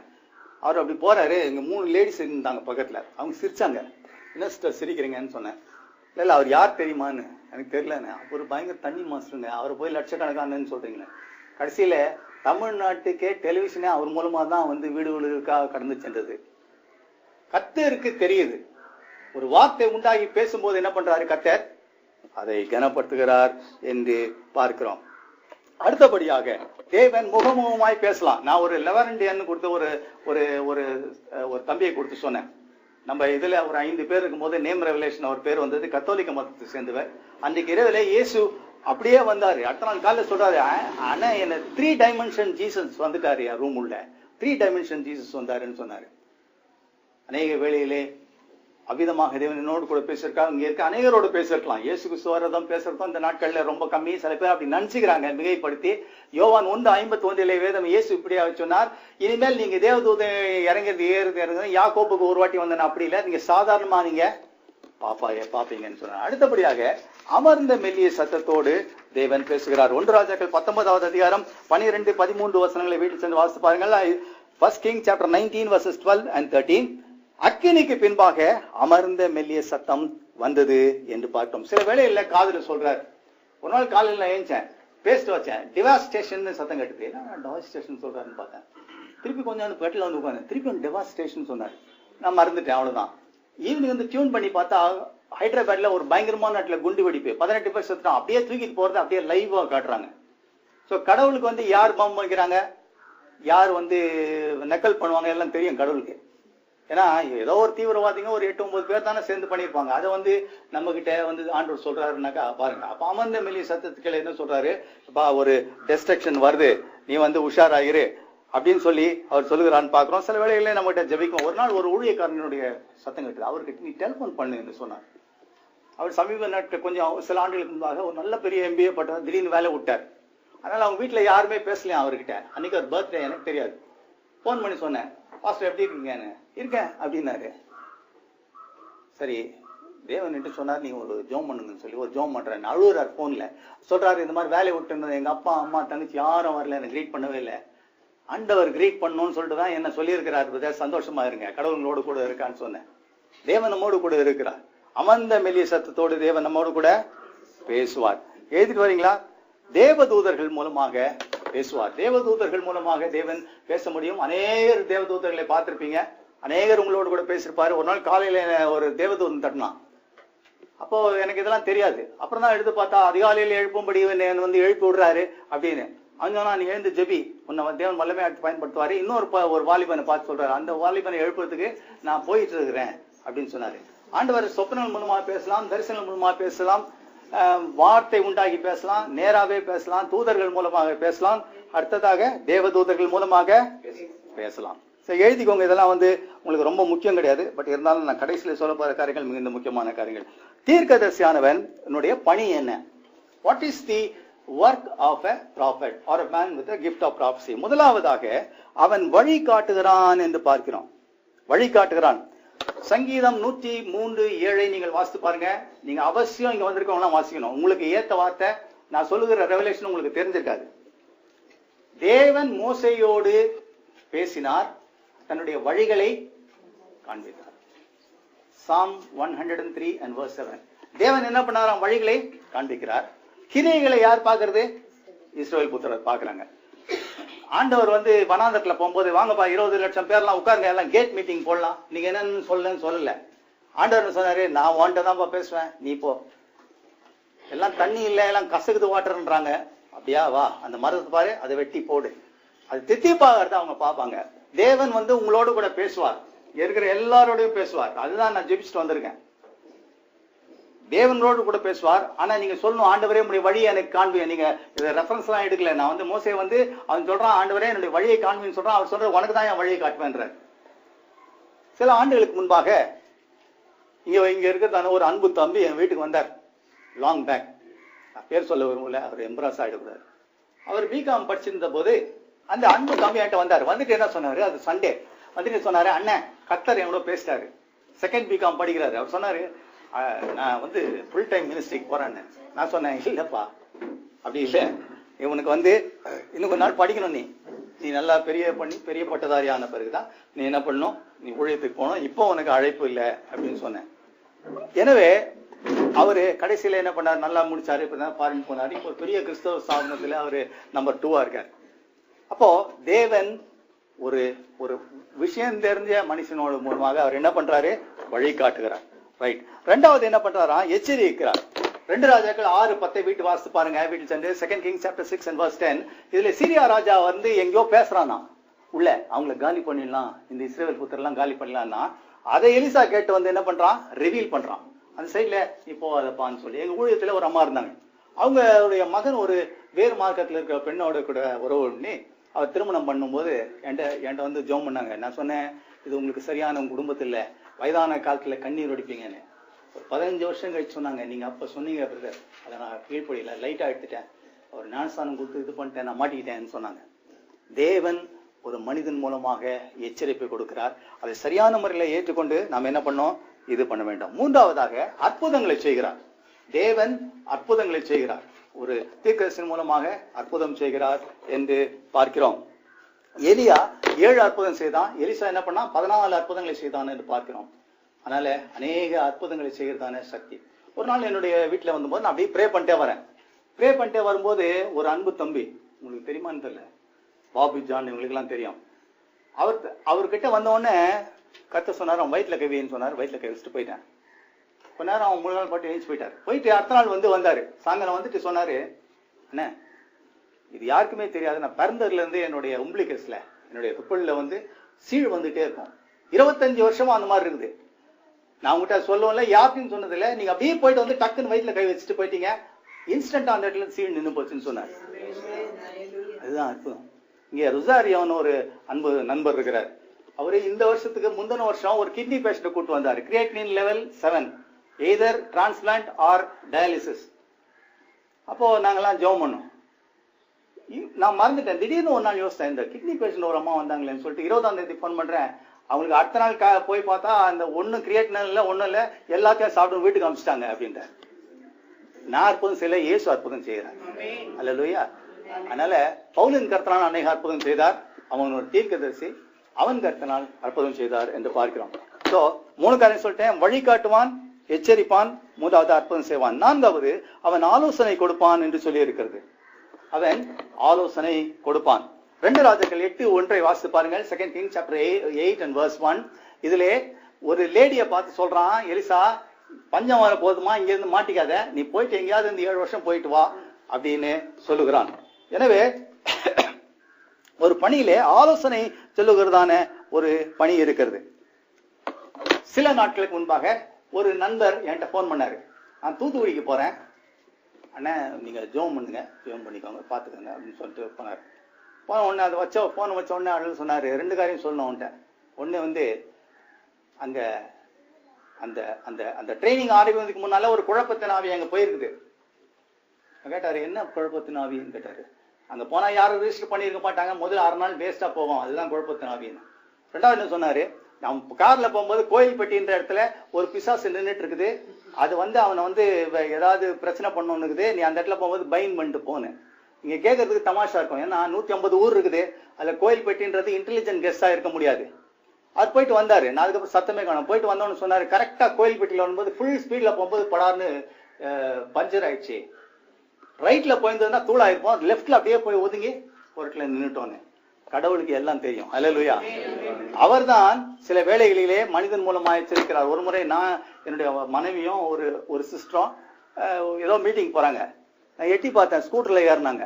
உடனே என் மனைவி கூட்டு சொன்னேன், இதை விட்டுட்டு ஆட்டோல போங்க. நான் அவட்டு போய் ஆக்சிடென்ட் எதுக்கு சொல்றது, ஆட்டோல போங்கன்னு சொன்னா, இல்ல லேட் ஆயிடுச்சு, நாங்க ஸ்கூட்டர்ல போறோம், வரும்போது நான் ஆட்டோல வந்துடுவேன். சரி பார்த்துட்டே இருந்தேன், ஆண்டவரே பார்த்து எப்படியாவது ஆட்டோல வந்து சேர்த்தோம் அப்படின்னு சொல்லி கரெக்டா வந்து 8:30 மணிக்கு வந்துட்டா. கரெக்டா 10:30 மணிக்கு நான் அந்த சகோதரி சரியா அந்த நந்தம்பாக்கம் அந்த நந்தனம் இது பக்கத்துல ஒரு பெரிய வண்டி வந்து ஹெட் ஆன் கொலிஷன், தூளாயிட்டாங்க. நம்ம ஒரு எலும்பெல்லாம் ஒடிஞ்சு 10:30 மணிக்கு கால் வந்தது. கர்த்தருக்கு காரியங்கள் தெரியும். உன்னுடைய வாழ்க்கையில சில காரியங்கள் சொல்லி சில எச்சரிக்கும் போது நீ எச்சரி, அதுல ஒண்ணும் தப்பே கிடையாது, அது உன்னுடைய பணியாக இருக்கிறது. சரி, 5வதாக நடக்கின்ற நடமாறுகின்ற காரியங்கள் எல்லாம் அவனுக்கு தெரியும். பின்னால தெரியும், முன்னால தெரியும், நடக்க போறது தெரியும். யோவான் 4:14-18 ஜான் சாப்டர் 4 verses 14 to 18. இதுல வேதம் என்ன சொல்லுது? சீகார் என்று சொல்லப்படுகிறதான இடத்திலே ஒரு இடத்துல வந்து தேவன் வரார், இயேசு கிறிஸ்து வருகிறார். அந்த பெண்ணை பார்த்து சொல்றாரு, ஏமா நீ இப்படி இருந்த, இப்ப இப்படி இருக்கிற அப்படின்னு சொல்றாரு. எதிர்காலத்துல என்ன நடக்க போகுதுன்னு சொல்லுகிறார். போன கிறிஸ்துமஸ் போது ஒரு சகோதரன் வந்தார். நான் வீட்டுல நுழைகிறேன், ஒரு சகோதரன் நிக்கிறார், ரொம்ப டால் அண்ட் ஹேண்ட்ஸம், நல்ல கண்ணால் போட்டு நல்ல ஃபேரா இருக்க. சரி, நான் வந்தாரு, இன்னைக்கு ஈவினிங் உங்களுக்கு கேரளுக்கு வரோம் சார் அப்படின்னாரு. யார் கொடுத்தான்னு சொன்னேன், எங்க ஐஎம்எஸ்ல இருந்து நான் ஒர்க் பண்றேன், அவங்க தான் கொடுத்தாங்க. சரி உட்காருங்கன்னு சொன்னேன். நான் இப்பதான் வந்தேன், ஷூவை கழட்டல, எங்க ஒய்ஃப் காய் போடுறாங்க, ஒரு டீ குடிச்சிட்டு போங்க. நான் ஒன்னும் அவரும் பேசல, என்கிட்ட பேசல. அப்புறம் எழுந்து போகும்போது ட்ரெடிஷ்னலா பண்ணுவாங்க இல்லையா, எல்லாம் இந்த ஆளுங்கெல்லாம் ஆண்டவரே இந்த குடும்பத்தை ஆசீர்வதியும். அப்புறம் முன்னு கேட்டேன், நான் ஒரு சின்ன ஜோம் பண்ணுமா உங்களுக்குன்னு கேட்டேன். ஐயோ அவசியம் சேவம் பண்ணுங்க சார் அப்படின்னு நான் ஜோம் பண்ணேன். அப்போ பரிசுத்தர் சொன்னாரு, இவன் பாவம், இவன் வேறு மார்க்கில் இருந்து இயேசு கிறிஸ்துவை ஏற்றுக்கொண்டான், அதிகமா படிச்சவன், நல்ல கவர்மெண்ட் வேலையில இருந்தான், அதை விட்டுட்டு வந்த இடத்துல வந்து மாட்டிக்கிட்டு அவனுக்கு எந்த விதமான நிம்மதியும் இல்லை.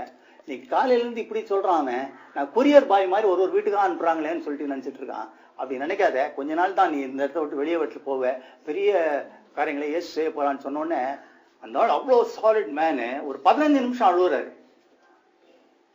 தேவனுக்கு அந்தரங்கங்கள் தெரியும். அல்லேலூயா. எல்லா சீகார் இருக்க பெண்ணு அவன் நினைச்சா அவர் ஏதோ கிராஸ் பண்றான். நீ அவரையா, அந்த தீர்க்கதரிசியா, அவரா, எலியா, அதெல்லாம் எங்களுக்கு தெரியும், இவங்கெல்லாம் தான் இந்த கண்ணது எங்களுது அப்படின்றான். எனவே இந்த காரியங்கள் இருக்கிறது, நீங்கள் தெரிந்து கொள்ளுங்கள். 5 காரியங்கள் சொல்லிட்டேன். ஒரு தீர்க்கதரிசி வழிகாட்டுவான், எச்சரிக்கிறான், அற்புதம் செய்வான், ஆலோசனை சொல்லுவான், நடக்கின்ற காரியங்களை இது பண்ணும். அடுத்தபடியாக தீர்க்கதரிசிக்கு விரோதமா தேவையில்லாத பேசுறோம், மாட்டிக்குவான். 2 ராஜாக்கள் 2:24 வாசித்து பாருங்கள். எலிசா தீர்க்கதரிசியை பார்த்து ஒருத்தன் என்ன பண்றான், மொட்டத்தலையா ஏறி போன்றான், மாட்டிக்கிட்டான். 2 ராஜாக்கள் 1:10 வாசித்து பாருங்கள். 2 Kings chapter 1 and verse 10.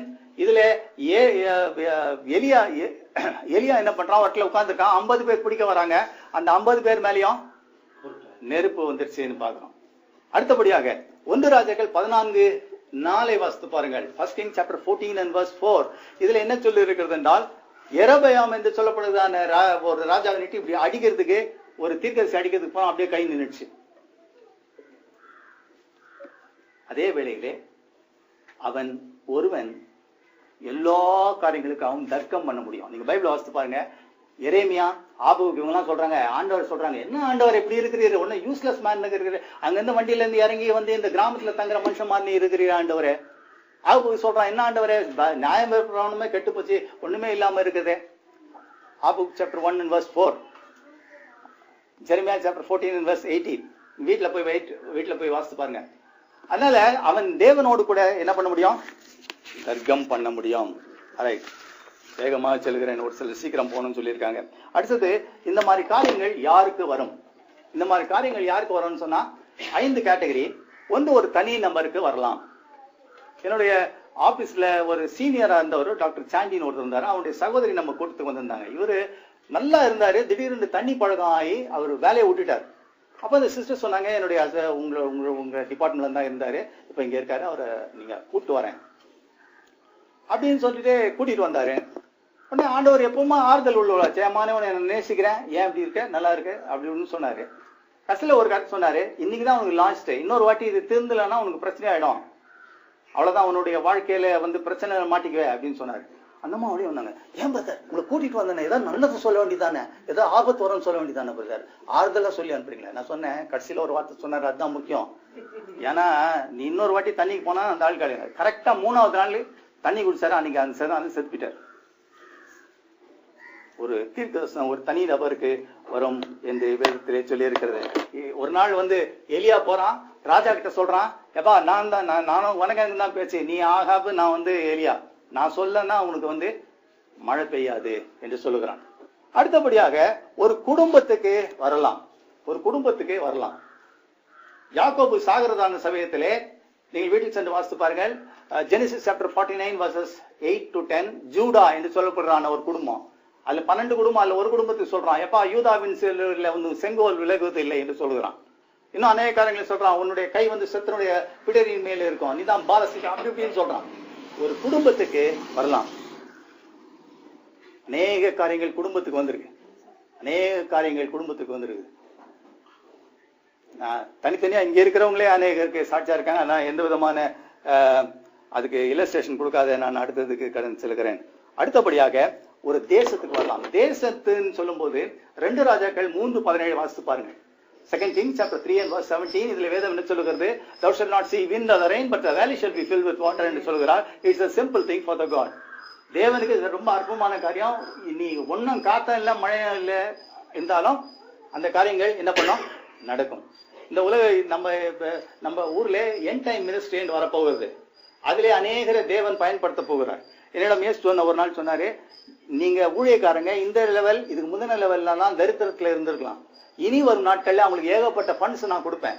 என்னன்னா என்னுடைய சுவிசேஷம் இந்திய தேசத்துல பரவ வேண்டும் என்று சொன்னார். எண்ட் டைம் மினிஸ்ட்ரியிலே நான் பயன்படுத்த போறேன்னு சொன்னார். அது மட்டுமல்ல, ஒரு நாள் சொன்னாரு, இந்த பெரிய பெரிய விக்கிரகங்கள் இருக்கு இல்லையா அங்க கோயில்கள், அது மேல இடி விழும்னு சொன்னாரு. அது உள்ள இருந்து அதுல இருந்து அநேக யானைகள் ஓடுவதை எனக்கு காண்பித்தார். அதுக்கப்புறம் 6 வாட்டி இப்ப சமீபத்துல கூட யாரோ சொன்னீங்க, நான் இந்த மேட்டர் சொன்னேன், யாரோ சொன்னாங்க, நான் இப்போ 4 நாளைக்கு முன்னால கூட ஏதோ காஞ்சிபுரத்துல ஏதோ ஒரு இடி வந்ததுன்னு ஏதோ சொன்னீங்க. கரெக்டா அந்த கலசம். ஏன்னா இப்ப நான் கர்மேல் பர்வதத்துக்கு வந்துட்டோம். இனிமேல் நீயா நான் பாகலா கிறிஸ்துவான்னு பார்க்க வேண்டிய சூழ்நிலைக்கு வந்துட்டோம். அதனால தேவன் யார் உண்மை உள்ளவர் யார் உள்ளவர் என்று அறிந்து கொள்வதான காரியங்கள். அடுத்தபடி உலகுக்கே வரலாம். உலகுக்கே வரலாம். அகப்பு என்று சொல்ல ஒரு மனுஷன் தான். அவன் சொன்னா வேர்ல்டு ஃபுல்லா அவனுக்கு ஃபேமின் வந்துரும் என்று சொன்னான். அது அப்படியே வந்தது என்று பார்க்கிறோம். இந்த ஆண்டிலே தேவன் கடைசி பத்தில சொன்னாரு, இந்த ஆண்டிலே எல்லா இடத்துலயும் ரொம்ப ஐஸ் குளிர் இருக்கும்னு சொல்லிட்டு. இது என்ன பிரதர் பெரிய ரெவலேஷனான்னு கேட்காதீங்க. இப்ப 4 நாளைக்கு முன்னால வியாழக்கிழமை டெக்கான் பிராணிகள்ல போனது வரலாறு காணாத பனிமூட்டம் காஷ்மீர்ல. ஊட்டியில மைனஸே போவாதான். இந்த வாட்டி ஊட்டியில மைனஸ் போட்டிருக்கு. தமிழ்நாட்டிலேயே பாத்தீங்கன்னா ஒரு நாள் போட்டிருந்தா இந்த அளவுக்கு டெம்பரேச்சர் கம்மியானது கிடையாது அப்படின்னு சொல்லிட்டு. வேர்ல்ட்ல மெக்சிகோ இந்த இடத்துல பார்த்தேன், அதுல பாத்தீங்கன்னா மைனஸ் எத்தனையோ டிகிரி குளிர் பிரதேசங்கள் வருதுன்னு பார்க்கிறோம். அடுத்தபடி எதுக்கு வருது? சபைக்கு வருகிறது என்று பார்க்கிறோம். வெளிப்படுத்தல் 2வது 3வது அதிகாரத்தை வீட்டு வாசித்து பாருங்க. Revelation chapter 2 and verse 3 7 churches இருக்கு. அதுல நிறைய வார்த்தைகள் தேவன் என்ன பண்றாரு? தீர்க்கதரிசனமா யோவான் மூலமாக சொல்லுகிறார் என்று பார்க்கிறோம். இந்த லட்சுமிபுரம் சர்ச் இருக்கு, ஒரு சிலர் வந்திருக்கீங்க. அதுல நம்ம வின்சன் பியூலா வின்சன் எல்லாம் இருக்கிறாங்க. அவங்க அந்த சபை ரொம்ப சின்னதா இருந்தது. ஆண்டவர் என்னோட கூட பேசினார், இந்த சபையை நான் பெருசாக்க போறேன் அப்படின்னு சொல்லி. இன்னைக்கு நீங்க போய் பாருங்க, அது உள்ள அவ்வளவு இடம் இருந்துதானே எனக்கு ஆச்சரியமா இருக்கு. தேவன் ஒரு பெரிய இடத்துல அவளை எல்லாம் ஆராதிக்கும்படியாக அவர் காரியங்களை கொடுத்திருக்கிறார் என்று பார்க்கிறோம். சரி, அடுத்தது ஒரு முக்கியமான காரியம். இந்த உலகத்திலே அநேக கள்ள தீர்க்கதரிசிகள் இருக்காங்க. நல்ல தீர்க்கதரிசி யாருன்னு தெரிஞ்சா கள்ள தீர்க்கதரிசி யாருன்னு நமக்கு தெரிஞ்சிடும் இல்லையா? அதனால ஒன்றும் பிரச்சனை கிடையாது. அதுக்கு ஆதாரமாக எரேமியா 23வது அதிகாரத்தை வீட்டு சென்று வாசித்து பாருங்க. 6 விதமான கள்ள தீர்க்கதரிசிகள் இருக்காங்க. ஜெரமியா சாப்டர் 23 எரேமியா சொல்றான், அவங்க வஞ்சகமான சொல்லுகிற தீர்க்கதரிசிங்க, ஒண்ணுமே சமாதானம் இல்லாத சமாதானம் சொல்லுகிறவங்க, யூகித்து சொல்லுகிறவங்க, இன்னொருத்தர் சொல்லுகிறதான தீர்க்கதரிசனத்தை எடுத்து சொல்லுகிறவங்க. அப்போ இந்த ஆளுங்கெல்லாம் என்ன பண்றாங்க? தவறாக சொல்கிறார்கள். இது இல்லாம புதிய ஏற்பாட்டு வரும்போது மத்தேயு 24 வேதம் சொல்லுகிறது, கடைசி நாட்களிலே கள்ள தீர்க்கதரிசி வருவாங்க, இவங்க நிறைய அற்புதங்கள் செய்வாங்க என்று சொல்லி. நம்பூதிரி பாட்ஸ் சொல்றாங்க. இந்த இதுல அவங்க எல்லாம் இயற்கைக்கு நம்ம பண்றதோட அற்புதங்கள்லாம் செய்யறாங்க. உங்களுக்கு தெரியுமா என்னன்னு தெரியல, மேபி நிறைய பேர் கேரளா இருக்கீங்க. இதெல்லாம் கள்ள தீர்க்கதரிசிகள். அவங்க சாஸ்திரி சொல்றாங்க, கரெக்டா இருக்குதுன்னு சொல்றாங்க. ஏன்னா பிசாசனுடைய வல்லமையை கொண்டு இந்த காரியங்களை சொல்லுகிறார்கள் என்று பார்க்கிறோம். சரி, சில ஆண்டுகளுக்கு முன்பாக எங்க அம்மாவுடைய ஃப்ரெண்டு ஒரு அம்மா இருந்தாங்க. அவங்க தீர்க்கதரிசனம் சொல்லுவாங்க. நான் யூஸ்வலா அந்த நாட்கள்ல நம்ம வாழ்க்கையில கண்ணு கட்டின ஆடு மாதிரி இருந்தேன். எங்க போறதுன்னே தெரியல. ஒரு நாள் அவங்ககிட்ட போனேன், ஆட்டுக்கடா மாதிரி போயிட்டு. அந்த அம்மா என்ன பண்ணாங்க, டாக்டர் லெனார்ட் அப்படின்னு சொல்லிட்டு சொன்னாங்க, மகனே நீ போரூர்ல ஒரு கிளினிக் ஓபன் பண்ணி திரளான மக்கள் அந்த இடத்துல ட்ரீட்மெண்ட் எடுத்துக்கிறாங்க. நான் ஒரு வெட்டினரி டாக்டர்னு அவங்களுக்கு தெரியல.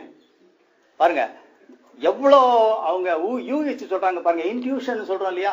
பெண்கள் எப்பவுமே நல்லாதான் இன்னொருத்தர் இருக்கணும்னு சொல்லுவாங்க. அதுல அவங்க என்ன நினைக்கிறாங்கன்னா, சரி இந்த ஆள் நல்லா ஏர்பிளைன்ல தான் நீங்க பிரசங்கம் பண்ணுவீங்கன்னாங்க. சோ நீ வந்துட்டான், இவன் மாட்டிட்டான். ஏதோ நம்ம சொல்லி இவனுக்கு ஒரு பெரிய ஊழியக்காரனுடைய மனைவி வந்தாங்க. திடீர்னு ஒரு நாள் நைட் 10:30 மணிக்கு வந்தாங்க. அப்புறம் என் ஒய்ஃப் அந்த டைம்ல போய் நான் போய் இடியாப்பம் புழிகிறேன் அப்படின்னு சொல்லிட்டு அந்த அம்மா மட்டும் வந்திருந்தாங்க. அவங்கள்ட்ட நான் பேசினேன். அவங்க பையனுடைய கல்யாண கார்டு கொடுக்குறது வந்தாங்க. கல்யாண கார்டு கொடுத்தாங்க, வாங்கிட்டேன். ரொம்ப தேங்க்ஸ் சிஸ்டர், நான் வந்துடுறேன். அப்போ சொன்னாங்க, இதெல்லாம் பிரதர் ரொம்ப ஃபர்ஸ்ட் கிளாஸா நடந்தது, ஒரு வாரம் ஃபாஸ்டிங் இருந்தேன் பிரதர். அப்போ தேவன் அப்படியே டங் அப்படின்னு சொல்லி அந்த தரிசனம் காமிச்சு அந்த நேம காமிச்சாரு. கிளியரா சொன்னாரு, நான் அவர்கிட்ட தரிசனத்துல பேசவே இல்லை, இது வரைக்கும் பேசணும் கிடையாது அப்படின்னாரு. நான் சொன்னேன், சிஸ்டர் நீங்க தரிசனம் காணலன்னு சொல்றாரு கடவுள் அப்படின்னு. அவங்க ஷாக் ஆயிட்டாங்க. ஏன்னா நம்ம வந்து ஆர்டினரி கட்டின ஒரு அழுக்கு ஷர்ட் போட்டு உட்காந்துருக்கோம். அவங்க கார்ல வந்து இனோவா கார்ல வந்திருக்காங்க. அவங்க என்ன நினைப்பாங்க, இந்த ஆளுக்கு ஒன்றும் தெரியாது, ஆட்டுக்கடா மாதிரி சொல்லிட்டு போலாம் நம்ம அப்படின்னு. அப்படி சொன்னாங்க. இல்ல இல்ல, அந்த அந்த பெண்ணுடைய நேம் அப்படி வந்ததுன்னு, அந்த பெண்ணுடைய நேம் டடாங்னு வந்தது. நான் சொன்னேன், டடாங்னு வரலன்னு சொல்றாரு சிஸ்டர் அப்படின்னு. இல்ல இல்ல இல்ல இல்ல பிரதர், அவங்க ஒரு மாதிரி ஆயிட்டாங்க, ஷாக் ஆயிட்டாங்க. அந்த ஷாக்ல இருந்து அவங்களுக்கு ரிலீவ் ஆகிறது ரொம்ப இல்ல. அப்ப சொன்னேன், இல்ல அதனால என்ன, ஏதோ நல்லது பிடிச்சிட்டீங்க, ஏதோ உங்க கொயர்ல இருந்தாங்க பிடிச்சிட்டீங்கன்னா என்கிட்ட கடவுள் இப்ப சொன்னாருன்னு. ஆமா ஆமா பிரதர், அண்ணன் நீங்க பெரிய ஆள் என்னன்றாரு. அதனால சில பேர் என்ன பண்ணுவாங்க, ஏதோ ஒன்று சொல்லிட்டு போவாங்க, சரி பரவாயில்ல, சும்மா ஒரு உங்களுக்கு கொஞ்சம் டல் அடிச்சிருக்கிற மாதிரி இருந்தது, சரி அதனால தான் சொன்னேன். சரி, தீர்க்கதரிசனுடைய பணி நான் ரொம்ப முக்கியமான காரியம் சொல்ல போறேன். ஒரு தீர்க்கதரிசியா ஒரு மனுஷன் இருக்கிறதுனால, கிஃப்ட் ஆஃப் ப்ராஃபிட்ஸ் இருக்கிறதுனால ஹெவனுக்கு போக மாட்டான். அது நல்லா தெரிஞ்சுக்கோங்க. அண்ணன் லெனார்ட் எப்ரஹாம் அண்ணன் ஷோர் அங்க இருப்பாதுன்னு நினைக்காதீங்க. ஏன்னா ரட்சிப்பு என்பது கடைசி வரை நிலைவரணும், கடவுளுக்கு உண்மையா இருக்கணும். அநேக காரியங்கள் இருக்குது. ஒரு தீர்க்கதரிசின்றதுனால வரங்கள் இருக்கிறதுனால, ஏன்னா இயேசு சொன்னாரு, நிறைய ரபிங்கள்லாம் அங்க காலத்துல இருந்தாங்க, பர்சேசர்ஸ் இருந்தாங்க, அவங்க எல்லாம் வெள்ளடிக்க கட்டப்பட்ட கல்றன்னு சொன்னாங்க. அவளை பார்த்து சொன்னாரு, எப்பா நீங்க வெள்ள அடிக்கப்பட்ட கல்றீங்க, நீங்க ஒன்னும் யூஸ்லெஸ் ஃபெலோஸ்ன்னு சொன்னாரு. அப்ப சொல்றாரு, நீங்க எல்லாம் மேல வந்து சேர மாட்டீங்க, நான் தான் உனக்கு வழின்னு சொன்னா கேட்க மாட்டீங்க அப்படின்னு சொன்னாரு. சரி, ஒரு தீர்க்கதரிசி சொல்ற காரியங்கள் absolutely should not be against the word of God. அது நல்லா தெரிஞ்சுக்கோங்க. உங்களுக்கு யாராவது ஒரு காரியத்தை சொல்லி it is not relevant to the word of God or the testimony of Jesus, it is not a correct. Right, புரிஞ்சுதா? மூன்றாவது இன்னொரு காரியம், ஒரு தீர்க்கதரிசி சொல்லுகின்ற காரியங்கள் மிக தாமதமாக நடக்கலாம், மிக தாமதமாக நடக்கலாம். என்னுடைய கசன் பிரதருக்கு ஒரு நாளுக்கு வந்து அவனுக்கு வெட்டிங்னு சொல்லிட்டு நான் போய் ப்ரே பண்ணியிருக்கேன், எனக்கு ஞாபகம் இல்லை. 15 வருஷம் கழிச்சு வந்தான். ஒரு நாள் வந்துட்டு ஒரு இதுல சாக்குலாம் வந்துட்டு, அண்ணன் 15 வருஷத்துக்கு முன்னாடி நீங்க சொன்னீங்க, உன்னை வந்து வட இந்தியா கட்டுன்னு போய் உன்னை ஆசை வச்சு 15 வருஷம் வரைய பெரிய ஆசீர்வாதங்களை 2 பருவாரங்களோட நீ வருவேன்னு சொன்னாரு. 15 வருஷம் ஆயிடுச்சு, இங்க ஒரு நல்ல வேலை கிடைச்சுன்னு சொன்னான். அதனால தாமதம் ஆகலாம், அதனால ஒண்ணும் கிடையாது. ஆபகுக் 2வது அதிகாரம் 1-3 வரை வாசித்து பாருங்க. Habakkuk chapter 2 verses 1-3. இதுல என்ன சொல்லி இருக்கிறது என்றால், every vision and the dream and the prophecy is kept for a particular time. It may tarry, but it will not lie. So you have to wait. The நீதிமான் விசுவாசத்தினாலே பிழைப்பான் அப்படின்னு சொல்லி இருக்குது. அதனால இந்த காரியங்கள் நடக்காம போகலாம். அதே வேளையிலே ஒரு ஆள் சொல்லுகிற காரியங்கள் நடக்காத போகலாம். ஒரு தீர்க்கதரிசி சொல்ல காரணம் நடக்கணும்னு அவசியம் இல்லை, நல்லா தெரிஞ்சுக்கோங்க. அதுக்கு வந்து முதலாவது உங்களுக்கு தகுதி இருக்கணும். நான் ஒரு காரியம் சொல்றேன், நீங்க ஊழியக்காரர் ஆகுதுன்னு சொல்றேன், நீங்க ஈவினிங் போய் தண்ணி அடிச்சீங்கன்னா என்ன பண்றது? நேற்று ஒருத்தர் வந்தாரு, எங்க வீட்டுக்கு பிரேயருக்கு வந்தாரு. அவர் ஒரு ஊழியக்காரன் சொன்னாரு, நீங்க ஒரு அனுப்புறேன்னு சொல்லிட்டு. அவருக்கு நம்ம யாருன்னு தெரியல போல் இருக்கு. அவர் என்ன பண்ணாரு, ஃபுல் போதையில வந்தாரு. அப்போ வந்த உடனே அவர் அமைதியா வந்து உட்கார்ந்தாரு. என்ன சார் தண்ணி அடிச்சிருக்கீங்களான்னு கேட்டேன். எப்படி சார் கரெக்டா சொல்லிட்டீங்கன்னா, நான் சொன்ன ஆண்டவர் சொல்ல, நானே 16 வருஷம் தண்ணி அடிச்சுக்கிறேன். ஏன் ஒரு ஜபத்துக்கு வர அவன் ஆண்டவன் எப்படியா இது பண்ணுவான்? உனக்கு சங்கு ஊதிடுவாங்க ஏன்னு சொன்னேன், சும்மா சொன்னேன். அதனால தகுதியா இருக்கணும், நம்பர் 1. 2வது, நான் ஒரு காரியம் சொல்றேன், நீங்க வந்து ஆக்சிடென்ட் ஆயிடுவீங்கன்னு சொல்றேன், ஆனா நீங்க வந்து அதை மனம் திரும்பினீங்கன்னா, இல்ல ஒரு யோனா தீர்க்கதரிசி சொல்றான் நீங்க அழிவீங்கன்னு சொல்லிட்டு இவங்க உபவாசத்துல இருந்தாங்கன்னா அது நடக்காது. ஆண்டவர் மனதுருக்கம் உள்ளவர், நல்லா தெரிஞ்சுக்கோங்க. நீங்க எத்தனை வாட்டி நீங்க ஒரு ஆளுக்கு சொன்னாலும், 7 வாட்டி அவன் விழுந்து போனாலும், அவன் ஆண்டவரே வேணாங்க விட்டுருங்கன்னு. ஆகாபு பெரிய காரியங்கள் செய்யறான், அவன் வந்து பாகால் தீர்க்கதரிசில வச்சுட்டு வித்தை காமிச்சிட்டு இருக்கிறான். அவனை பார்த்து சொல்றாரு, பத்தியா கொஞ்சம் மன தாழ்மையா இருக்கிறான்றது. அதனால ஒரு காரியம் வந்து ஆண்டவர் சொல்லும் பொழுது அது அழிவாக இருந்தால் நிச்சயமாக நீ மனம் திரும்பும் போது அது நடப்பதற்கு வாய்ப்புகள் இல்லை. அடுத்தது, ஒரு தீர்க்கதரிசின்னும் போது வீட்டுங்கள்ல அக்கா தங்கச்சிங்க எல்லாம் யாரும் மதிக்க மாட்டாங்க. இயேசு சொல்றாரு அந்த மாதிரி. ஏன்னு சொன்னீங்கன்னா, அவரை யாரும் எடுத்து மதிக்கல. சொந்த ஊரிலே கனவீனம் அடைவான்னு மார்க் 6:4 சொல்லி இருக்குது. Mark chapter 6 and verse 9. சரி, நான் ஒரே ஒரு காரியம் சொல்ல போறேன். அதுக்கப்புறம் 10 minutes கரெக்டா மிஸ்டர் தியாகராஜன் 4 மணிக்கு போகணும். இன்னும் சில சகோதரிகள்லாம் சொல்லியிருக்கேன், கரெக்டா முடிச்சா ரொம்ப இம்பார்ட்டன்டா ஒன்று சொல்லி கொடுக்க போறேன். எல்லாருக்கும் ரொம்ப நீங்க அவசரமா கவனிங்க. நீங்க ஏத்துக்கன்னா ஏத்துக்கோங்க, இல்லைன்னா விட்டுறலாம். அது உங்க கையில தான் இருக்குது. Option is yours. God has given you a mind. We are not angels or அப்படியே நம்மளே பார்த்து ஆண்டவரே இல்லை. நமக்கு மனசுல எல்லாம் சிந்திக்கிற சக்தி கொடுத்துருக்காரு. ரைட்டா இருந்தா எடுத்துக்கோங்க. இந்த தீர்க்க தரிசன பணி நான் சொல்ல போறது அது இல்லை. இது கடைசியில முடிக்கிறேன். சபைக்கு மிகுந்த முக்கியமானது. அது நல்லா தெரிஞ்சுக்கோங்க. சபைக்கு அது மிகுந்த முக்கியமானது. அதுதான் சபையினுடைய அஸ்திபாரம். ஒரு தீர்க்கதரிசியும் அப்போஸ்தலனும் சேர்ந்துதான் அஸ்திபாரம் போடுவாங்க. ஒரு தீர்க்கதரிசி இல்லாம கட்டுற சபை அது என்ன ஒரு நாள்ல ஆட்டம் கொடுக்கறதுக்கு வாய்ப்புகள் இருக்கிறது. இரண்டாவது, இவர்கள் மூலமாக மக்கள் பக்தி விருத்தி அடைவதற்கு வாய்ப்புகள் இருக்கிறது. ஒரு சபை வளருவதற்கு வாய்ப்புகள் இருக்கிறது. அதனால இதை நம்ம கிரிட்டிக்கலா ரிவ்யூ பண்ணணும்னு அவசியம் இல்லை. ஏத்துக்கிறத ஏத்துக்கலாம். பவுல் ரொம்ப அழகா சொல்றாரு, நீங்க நலமானதை பிடித்துக் கொள்ளுங்கன்னு சொல்கிறார். நீங்க பாருங்க, நீங்க மற்றவங்க தீர்க்கதரிசனம் சொல்லும் போது பாருங்க, இவங்க ரைட்டா சொல்றாங்களா ராங்கா சொல்றாங்க. ஒரு நாள் ஒரு சபைக்கு நான் போயிருந்தேன். அப்போ ஒருத்தர் தீர்க்கதரிசனம் சொல்றாரு, என் பிள்ளைகளே நான் உங்கள் மத்தியிலே இப்பொழுது நடந்து வருகிறேன் அப்படின்றாரு. ஆண்டவர் சொல்லிருக்காரு, 2 பேர் 3 பேர் வரும்போதே வந்துட்டேன்றாரு. திடீர்னு இவர் 10 மணிக்கு சொல்றாரு நடந்து வரேன்னு சொல்லிட்டு. அப்படி சொல்றாரு. ஒரு நிறைய பேர் இருக்கிற ஆலயம், மகனே நீ அந்த இடத்துல மூலையில உட்கார்ந்து சோர்ந்து இருக்கிறாய். யூஸ்வலா கடவுள் அவ்வளவு பெரிய சபைக்கு பேசும்போது ஒரு ஆள் மூலையில சோர்ந்து உட்கார்ந்தா சொல்லுவாரு. ஒரு நமக்குள்ள ஆவில நான் கணிக்கிறேன், அவரை கிரிட்டிசைஸ் பண்ணல. எது செய்தாலும் நீங்க நலமானதை பிடித்துக் கொள்ளுங்கள். நீங்கள் யூகித்து பாருங்கள். அவங்களுடைய இன்டெலெக்சுவலா அவங்க செய்யறாங்களா, இன்ட்யூஷனல் சொல்றாங்களா, இல்ல ஏதாவது ராக் பண்றாங்க. ஒருத்தர் சொல்றாரு, நான் தீர்க்கதரிசன முறையில் சொல்கிறேன், இயேசு கிறிஸ்து சீக்கிரமாய் வருகிறார். That is spoken word. Riemann சொல்றாங்க இல்லையா, ஸ்போக்கன் வேர்ட். இயேசு கிறிஸ்து யாருன்னு சொல்லிட்டாரு, 358 முறை சொல்லி இருக்கிறாரு, நான் திரும்பி வரேன். இவரு தான் திருப்பி சொல்றது. சோ அதனால நீங்க அதெல்லாம் கணிச்சு பார்க்கணும். அப்படி இருக்கும் பொழுது உங்களுடைய வாழ்வு ரொம்ப ஈஸியா. ஒரே ஒரு காரியத்தை சொல்ல போறேன், நல்லா கவனிங்க. ஒரு நிறைய ஊழியக்காரங்க வந்திருக்கீங்க. நான் சொல்லுகிற காரியங்கள் உங்களுக்கு ரொம்ப யூஸ்ஃபுல்லா இருக்கும். ரைட். இந்த இடத்துல அநேகர் இருக்கீங்க. நான் எழுப்பி விட்டு எம்ப்ராஸ் பண்ண விரும்பல. ஏன்னா நீங்க இங்க அநேகர் இருக்கிறீங்க. கடவுள் உங்களோட கூட பேசுறாரு. நான் சொல்ற கவனம் கேளுங்க. பைபிள்லாம் மூடிடுங்க. நான் சொல்ற மிக கவனமா கேளுங்க. உங்களோடு கூட தேவன் எல்லாரோடையும் பேசுறாரு. நிச்சயமா பேசாத எந்த டவுட்டும் கிடையாது. ஒருத்தர்கிட்ட ஒரு மாதிரி பேசுவார். ஒருத்தட்ட பைபிள் மூலமா பேசுவார், ஒருத்தட்ட டெலிவிஷன்ல மூலமா பேசுவார், ஒருத்தட்ட எப்படியாவது பேசுவார்.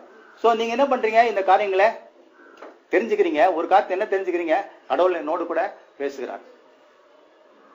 ரெண்டாவது, தேவன் உங்களோடு கூட சில காரியங்கள் பேசிக்கலாம். யாராவது ஊழியக்காரன் சொல்லும் போது இந்த வசனத்தை சொல்றாரு. அப்ப நீங்க நினைக்கிறீங்க, ஆஹா இந்த வசனம் தானே நம்மகிட்ட பேசிருக்காரு கடவுள், இந்த ஆள் மூலமா சொல்றாருன்னு சொல்லும்போது உங்களுக்கு கன்ஃபர்மேஷன் ஆயிடுது. இப்ப 2 காரியம் சொல்லிட்டேன். நீங்க சில காரியங்களை கிரகிச்சுக்கிறீங்க. ஆண்டவர்கிட்ட நான் இந்த மாதிரி ஆண்டவர் நம்மளோட இடைப்படுறான்னு தெரிஞ்சுக்கிறீங்க. ரெண்டாவது என்ன பண்றீங்க, வசனம் மூலமா பேசுறாரு, சில காலம் சொப்பனம் மூலமா பேசுறாரு. இந்த நல்லம்பிக்கை உங்களுக்கு இருந்தாதான் நீங்க அடுத்த ஸ்டெப் முன்னேற முடியும். உங்களுக்கு கார் கொடுத்துட்டதுனால நீங்க கத்துக்கவே முடியல அப்படின்னு சொன்னா பேக் சீட்ல உட்கார வேண்டியதான். அதனால இந்த காரியங்கள் உங்களுக்கு நல்லம்பிக்கையா இருக்க வேண்டும். இன்னொரு காரியம் சொல்ற பாருங்க, இது உங்களுக்கு நிறைய பேருக்கு தெரிஞ்சிருக்காது, உண்மையா சொல்றேன். நீதிமொழிகள் 3:3 ஒரு காரியம் சொல்லி இருக்குது, உங்களுடைய இருதயத்திலே ஒரு பலகை இருக்கிறது சொல்றான். ஐபாட்லாம் சொல்றாங்க இல்லையா, பலகை மாதிரி இருக்காங்க, டேப்லெட்ன்றாங்க, என்னமோ சொல்றாங்க. இந்த பலகையிலே தேவனுடைய வசனத்தை நீங்கள் எழுதி கொண்டே இருக்கிறீர்கள். நல்லா புரிஞ்சுக்கோங்க. நிறைய வசனங்களை நீங்க படிச்சீங்கன்னா நிறைய காரியங்களை எழுதிக்கிட்டே இருக்கீங்க. சோ நீங்க இன்னொருத்தருக்கு சொல்லும் போது தேவன் நீங்க சொல்றீங்க, இவர் பிசாசு ஆவினால கட்டி விடுறான்னு சொல்றாரு. அப்ப தேவன் என்கிட்ட என்ன சொல்றாரு, என்கிட்ட நிறைய வசனம் படிச்சு எழுதியிருக்கேன், அது ஒரு சுவிட்ச் போடுறாரு. என்ன போடுறாரு, ஏசாயா 54:7-17 சொல்றாரு. அப்ப நான் என்ன சொல்றேன், உனக்கு விரோதமாக உருவாக்கப்படும் ஆயுதம் வாய்க்காதே போகும். இதுக்கு பெரிய ஓன்னு கத்த தேவையில்லை. இதுக்கு நல்லா உங்க பைபிள் பேஸ்டா இருக்கிறவங்க anything they can tell with authority. ஏன்னா அந்த வசனம் டக்குன்னு அந்த சமயத்துல சரியான வசனத்தை தேவன் கொடுக்கிறார். அப்ப நீங்க அதை சொல்லும் போது என்ன ஆகுது, ஏற்கனவே நீங்க நினைக்கிறீங்க என் கூட தேவன் பேசிட்டு இருக்கிறாருன்னு, இதயமாய பலகையில நீங்க எழுதிக்கிறீங்க. அந்த வசனத்துல இருக்கிற காரியங்கள்ல நீங்க என்ன பண்றீங்க, வசனத்திலிருந்து எடுத்து என்ன பண்றீங்க, பேசுங்க. ஜீசஸ் இயேசுவின் சாட்சியின் போது இயேசுன்றது வார்த்தை இல்லையா, வார்த்தைன்றது பைபிள். சோ எந்த அளவுக்கு நீங்க புதிய ஏற்பாட்டின்படி நல்ல வார்த்தைகளை நீங்கள் தெரிந்து மனதிலே பாராயணம் பண்ணிக் கொள்ளுகிறீர்களோ, அது உங்களுடைய தீர்க்கதரிசன பணிக்கோ மற்றவர்களுக்கு ஜெபிப்பதற்கு அது மிகுந்த ஏதுவாக இருக்கும். ஒரு அத்தாரிட்டியா சொல்லலாம், ஆண்டவரை இப்படி சொன்னீர் ஆண்டவரே, ஆண்டவர் இப்படி சொன்னீர் ஆண்டவரே, இந்த ஆளுக்கு இப்படி சொன்னீர் ஆண்டவரே, இந்த ஆளுக்கு இப்படி சொன்னீர் ஆண்டவரே, இப்படி செய்யுங்க ஆண்டவரே. ஆண்டவர் கேட்பார். புரிஞ்சதா எல்லாருக்கும்? இந்த காரியம் நல்லா புரிஞ்சதா? ஈஸியா இருக்கா உங்களுக்கு? ரொம்ப ஈஸியா நீங்க சொல்லலாம். உங்களுடைய இதய அப்ப நீங்க என்ன பண்ணணும்? டெய்லி என்ன பண்ணணும்? பைபிளை வாசித்து என்ன பண்ணணும்? மனப்பாடம் பண்ணணும். சின்ன வயசுலயே எங்க தாய் மேல எனக்கு ஒரு எரிச்சல் வந்தது. காரணம் என்ன தெரியுங்களா? கொஞ்ச நாள் தான் இருந்தது. அப்போ நான் சும்மா சொல்றேன் உங்களுக்கு. ஞாயிற்றுக்கிழமை உடனே சர்ச்சுக்கு கூட்டு போயிட்டு வீட்டுல கொண்டாந்து விட்ட உடனே அவங்க சொல்லுவாங்க, இன்னைக்கு அப்படி பைபிள் பார்ப்பாங்க, 103வது சங்கீதம் படிக்கணும் அப்படின்னுவாங்க. 103வது சங்கீதத்தை எடுத்து பார்த்தா, ஐயோ 16 வசனம் இருக்குதா மம்மி அப்படின்னு சொன்னா சொல்லுவாங்க, இவ்வளவு பெரிய மசால் தோசை சாப்பிடுடா படுறான்வாங்க. அப்படி சொல்லி கொடுத்த வசனம் தான் இன்னைக்கு வரைக்கும் எனக்கு மறக்கவே இல்லை. இந்த அல்சீமர் டிசீஸ் வந்தா கூட அது வரைக்கும் அது போல இருக்கு. இந்த வாய்ப்பாடு மாதிரி ஆயிப்போச்சு நமக்கு. சோ அதனால சில காரியங்கள்லாம் நீங்க என்ன பண்றீங்க? அத்தாரிட்டியோட பேச முடியும். அதனால நீங்க நிறைய வசனங்கள் மனப்பாடம் பண்ணணும். அப்போ நீங்க தேவனுடைய வசனங்கள் உள்ள இருக்கும்போது இது மட்டும் கிடையாது, அநேக காரியங்களிலே நீங்கள் வெற்றியாக செல்வதற்கு, சாத்தானை எதிர்ப்பதற்கு அது மிகுந்த பயனுள்ளதாக இருக்கும். தலைவணங்கி நாம் ஜெபிப்போம். இன்னொரு விஷயம், இந்த பாடலை கேட்போம். பேசும் கர்த்தாவே, அப்ப நிறைய பேர் இல்ல, இன்னொரு வாட்டி பாடுற இந்த குரலை அப்படியே நீங்க ஜெபமா பண்ணுங்க. ஆண்டவரே என்னோடு கூட பேசும் ஆண்டவரே, உம்முடைய இருதயத்தின் பாரத்தை ஆண்டவரே நான் சுமக்கணும் ஆண்டவரே. இதுதான் என்னுடைய வார்த்தை. தேவன் சொல்லுகிறார், I wanted a man to make the hedge and to stand at the gap, I found none என்று சொல்லுகிறார். ஐயோ நான் திறப்பின் வாசலிக்க ஒருவனை தேடினேன், காணவில்லை என்று சொல்லுகிறார். இன்றைக்கு உனக்கு தேவன் அநேக காரியங்களை கொடுத்திருக்கிறார், பிள்ளைகளுக்கு அநேக காரியங்களை கொடுத்திருக்கிறார். ஆனால் இயேசுக்கு நீ ஒன்றும் செய்யாமல் இருந்தால் ஒரு நாள் நீ மிகவும் துக்கப்பட்டு போக வேண்டியதா இருக்கும். யாக்கோபு என்ற ஒரு மனுஷனை அப்பாவுடைய தாத்தாவுடைய எல்லா விதமான நற்கிரிகளினால் ஆசீர்வதித்தார் பெத்தேல் என்ற இடத்திலே. ஆனால் பெனியேல் என்ற இடத்துக்கு அவன் வந்த பொழுது அவன் முழங்காலிட்டு ஜெபித்து ஆசீர்வாதம் பெற்று உம்மை விடவே மாட்டேன் என்று இஸ்ரவேலாக மாறினான். உங்களுடைய பிள்ளைகளுக்கு நீங்கள் ஜெபிக்கிற ஜெபம் 18 வருஷத்தோட முடிஞ்சு போயிடும். அதுக்கப்புறம் அவங்க முன்னேறி வரணும். உங்களுடைய ஷேடோல அவங்க இருக்க முடியாது. அவங்க they are accounted for their life. Second time I am telling this to this audience. Please listen to this. Pray for your children. Make them conscious of their life. They are more accountable because they are exporting to the evangelism on and off. You have to do something for the Lord. You cannot go empty-handed and stand before a great king. He will ask you, so many things I have done for you. What have you done for me? Then you have to cut down your face and you must be crestfallen. I do not want anybody to face a thing. Secondly, if some of your family members are not converted, weep unto the Lord. How can you see your husband or children or maybe your brothers or sisters see them go to hell and suffer an eternal damnation? You have to be alert, brother, sister. Christianity is not a joke. I want to tell this, you have to win souls for Christ. All other things are only things of edification. மற்ற காரியங்கள் எல்லாம் edification தான். சகோதர சகோதரி, ஆத்மாக்களை ஆதாயம் செய்யணும். அவங்க தான் அழிஞ்சிட்டு போறாங்க. அழுங்க. பெசநகர்ல பீச்ல சும்மா சுண்டல் சாப்பிடுறது இல்ல. அழுங்க. ஆண்டவரே இவ்வளவு பேர் ஆண்டவரே, இவங்க எல்லாம் ஆண்டவரே அழிவுக்கு போறாங்க ஆண்டவரே. யார் ஆண்டவரே உங்களுக்கு எல்லாம் சூசன் சொல்லுவார்? சொல்லுங்க.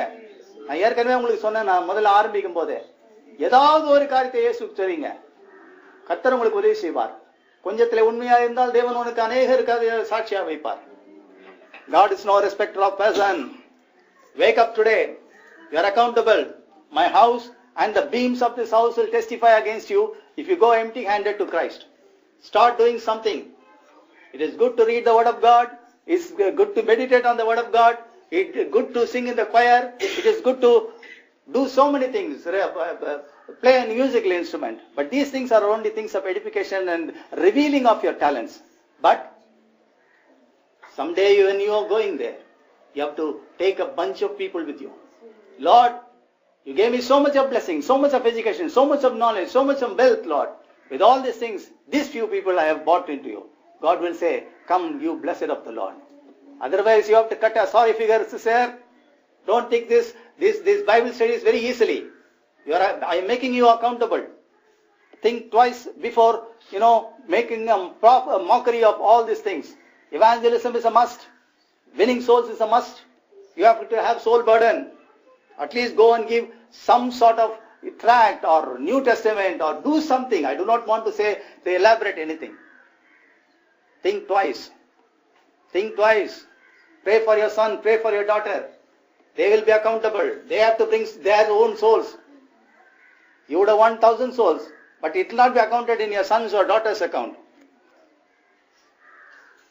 How can you see your son or daughter perish in the eternal damnable fire? Think twice. God is speaking to you. Let us listen to the song. Lord, I want to bear your burden. Speak to me, Lord. Maybe I am unworthy. Circumcise my heart. Circumcise my ear. Let me hear your voice. The small fellow Samuel heard your voice. I want to listen to the voice. Thank you, Jesus.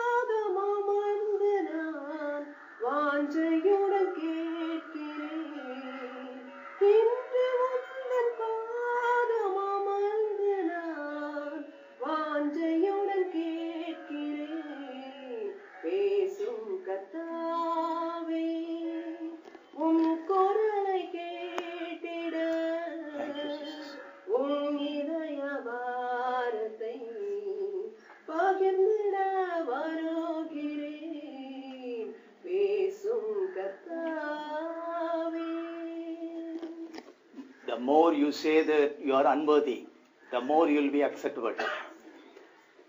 John the Baptist prayed a very small prayer, but it is a very important prayer. He said, I must decrease and you must increase. This should be your attitude, brother. This is your attitude, sister. நான் ஒன்றும் இல்லை ஆண்டவரே, நீர் என்னை பயன்படுத்தும் சொன்னா உன்னை பயன்படுத்துவார். அதுல உன்னுடைய கிரியை ஒண்ணுமே செய்ய போறதில்ல. எந்த வரங்களும் ஆபரேட் பண்றது உன்னுடைய கிரியையினால இல்லை. தேவன் உன் வாழ்க்கையில அற்புதங்களை செய்வார். நான் ஜெபிக்க போறேன். புதிதாக வந்தவர்கள் எல்லாம் தர்மேந்திரா என்ற ஸ்லிப்பு கொடுப்பாரு. நீங்க உங்களுடைய விலாசத்தை செல் நம்பர் இருந்தா விட்டு செல்லுங்கள். ஸோ அடுத்த வாரத்திலே வந்து SMS எல்லாம் வரலன்னா கூட நீங்க வந்துருங்க. இதே சமயத்துல சீக்கிரம் வந்துட்டீங்கன்னா சீக்கிரம் ஆரம்பிச்சு சீக்கிரம் முடிச்சிடலாம். 1:45 சொல்றேன், அட்லீஸ்ட் 2 o'clock வந்துருங்க. அதிகமான அடுத்த முறை இன்னும் கொஞ்சம் சேர்ஸ் நாங்கள் இன்க்ரீஸ் பண்றோம். ஸோ அடுத்த வாரத்திலே how to know the will of God, very important thing. ஒரே நேரத்தில் 2 மேரேஜ் வரும், ஒரே நேரத்தில் 3 வேலை வரும். எது கர்த்தருடைய உண்மையான சித்தம்? கம்ப்ளீட்டா I am not going to teach as I taught today's lesson. என்னுடைய அனுபவம்லாம் நான் எதுவும் சொல்ல போறது இல்லை.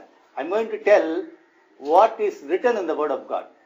நீங்க நல்லா தெரிஞ்சுக்கலாம், நீங்க கிராஸ் செக் பண்ணிக்கலாம். how to know the word of God, will of God இதெல்லாம் சொல்லியிருக்காரு அண்ணன். இப்படி இருக்கலாம் அப்படி இருக்கலாம், நீங்களே take a decision on yourself. அந்த இயேசுவே இந்த அருமையான மாலைகளுக்காக நன்றியோடு போய் ஸ்தோத்திரிக்கிறோம். ஆண்டவரே, எங்கள் மத்தியிலே ஆண்டவரே நீர் அசைவாடின தயவுக்காக கிருபைக்காக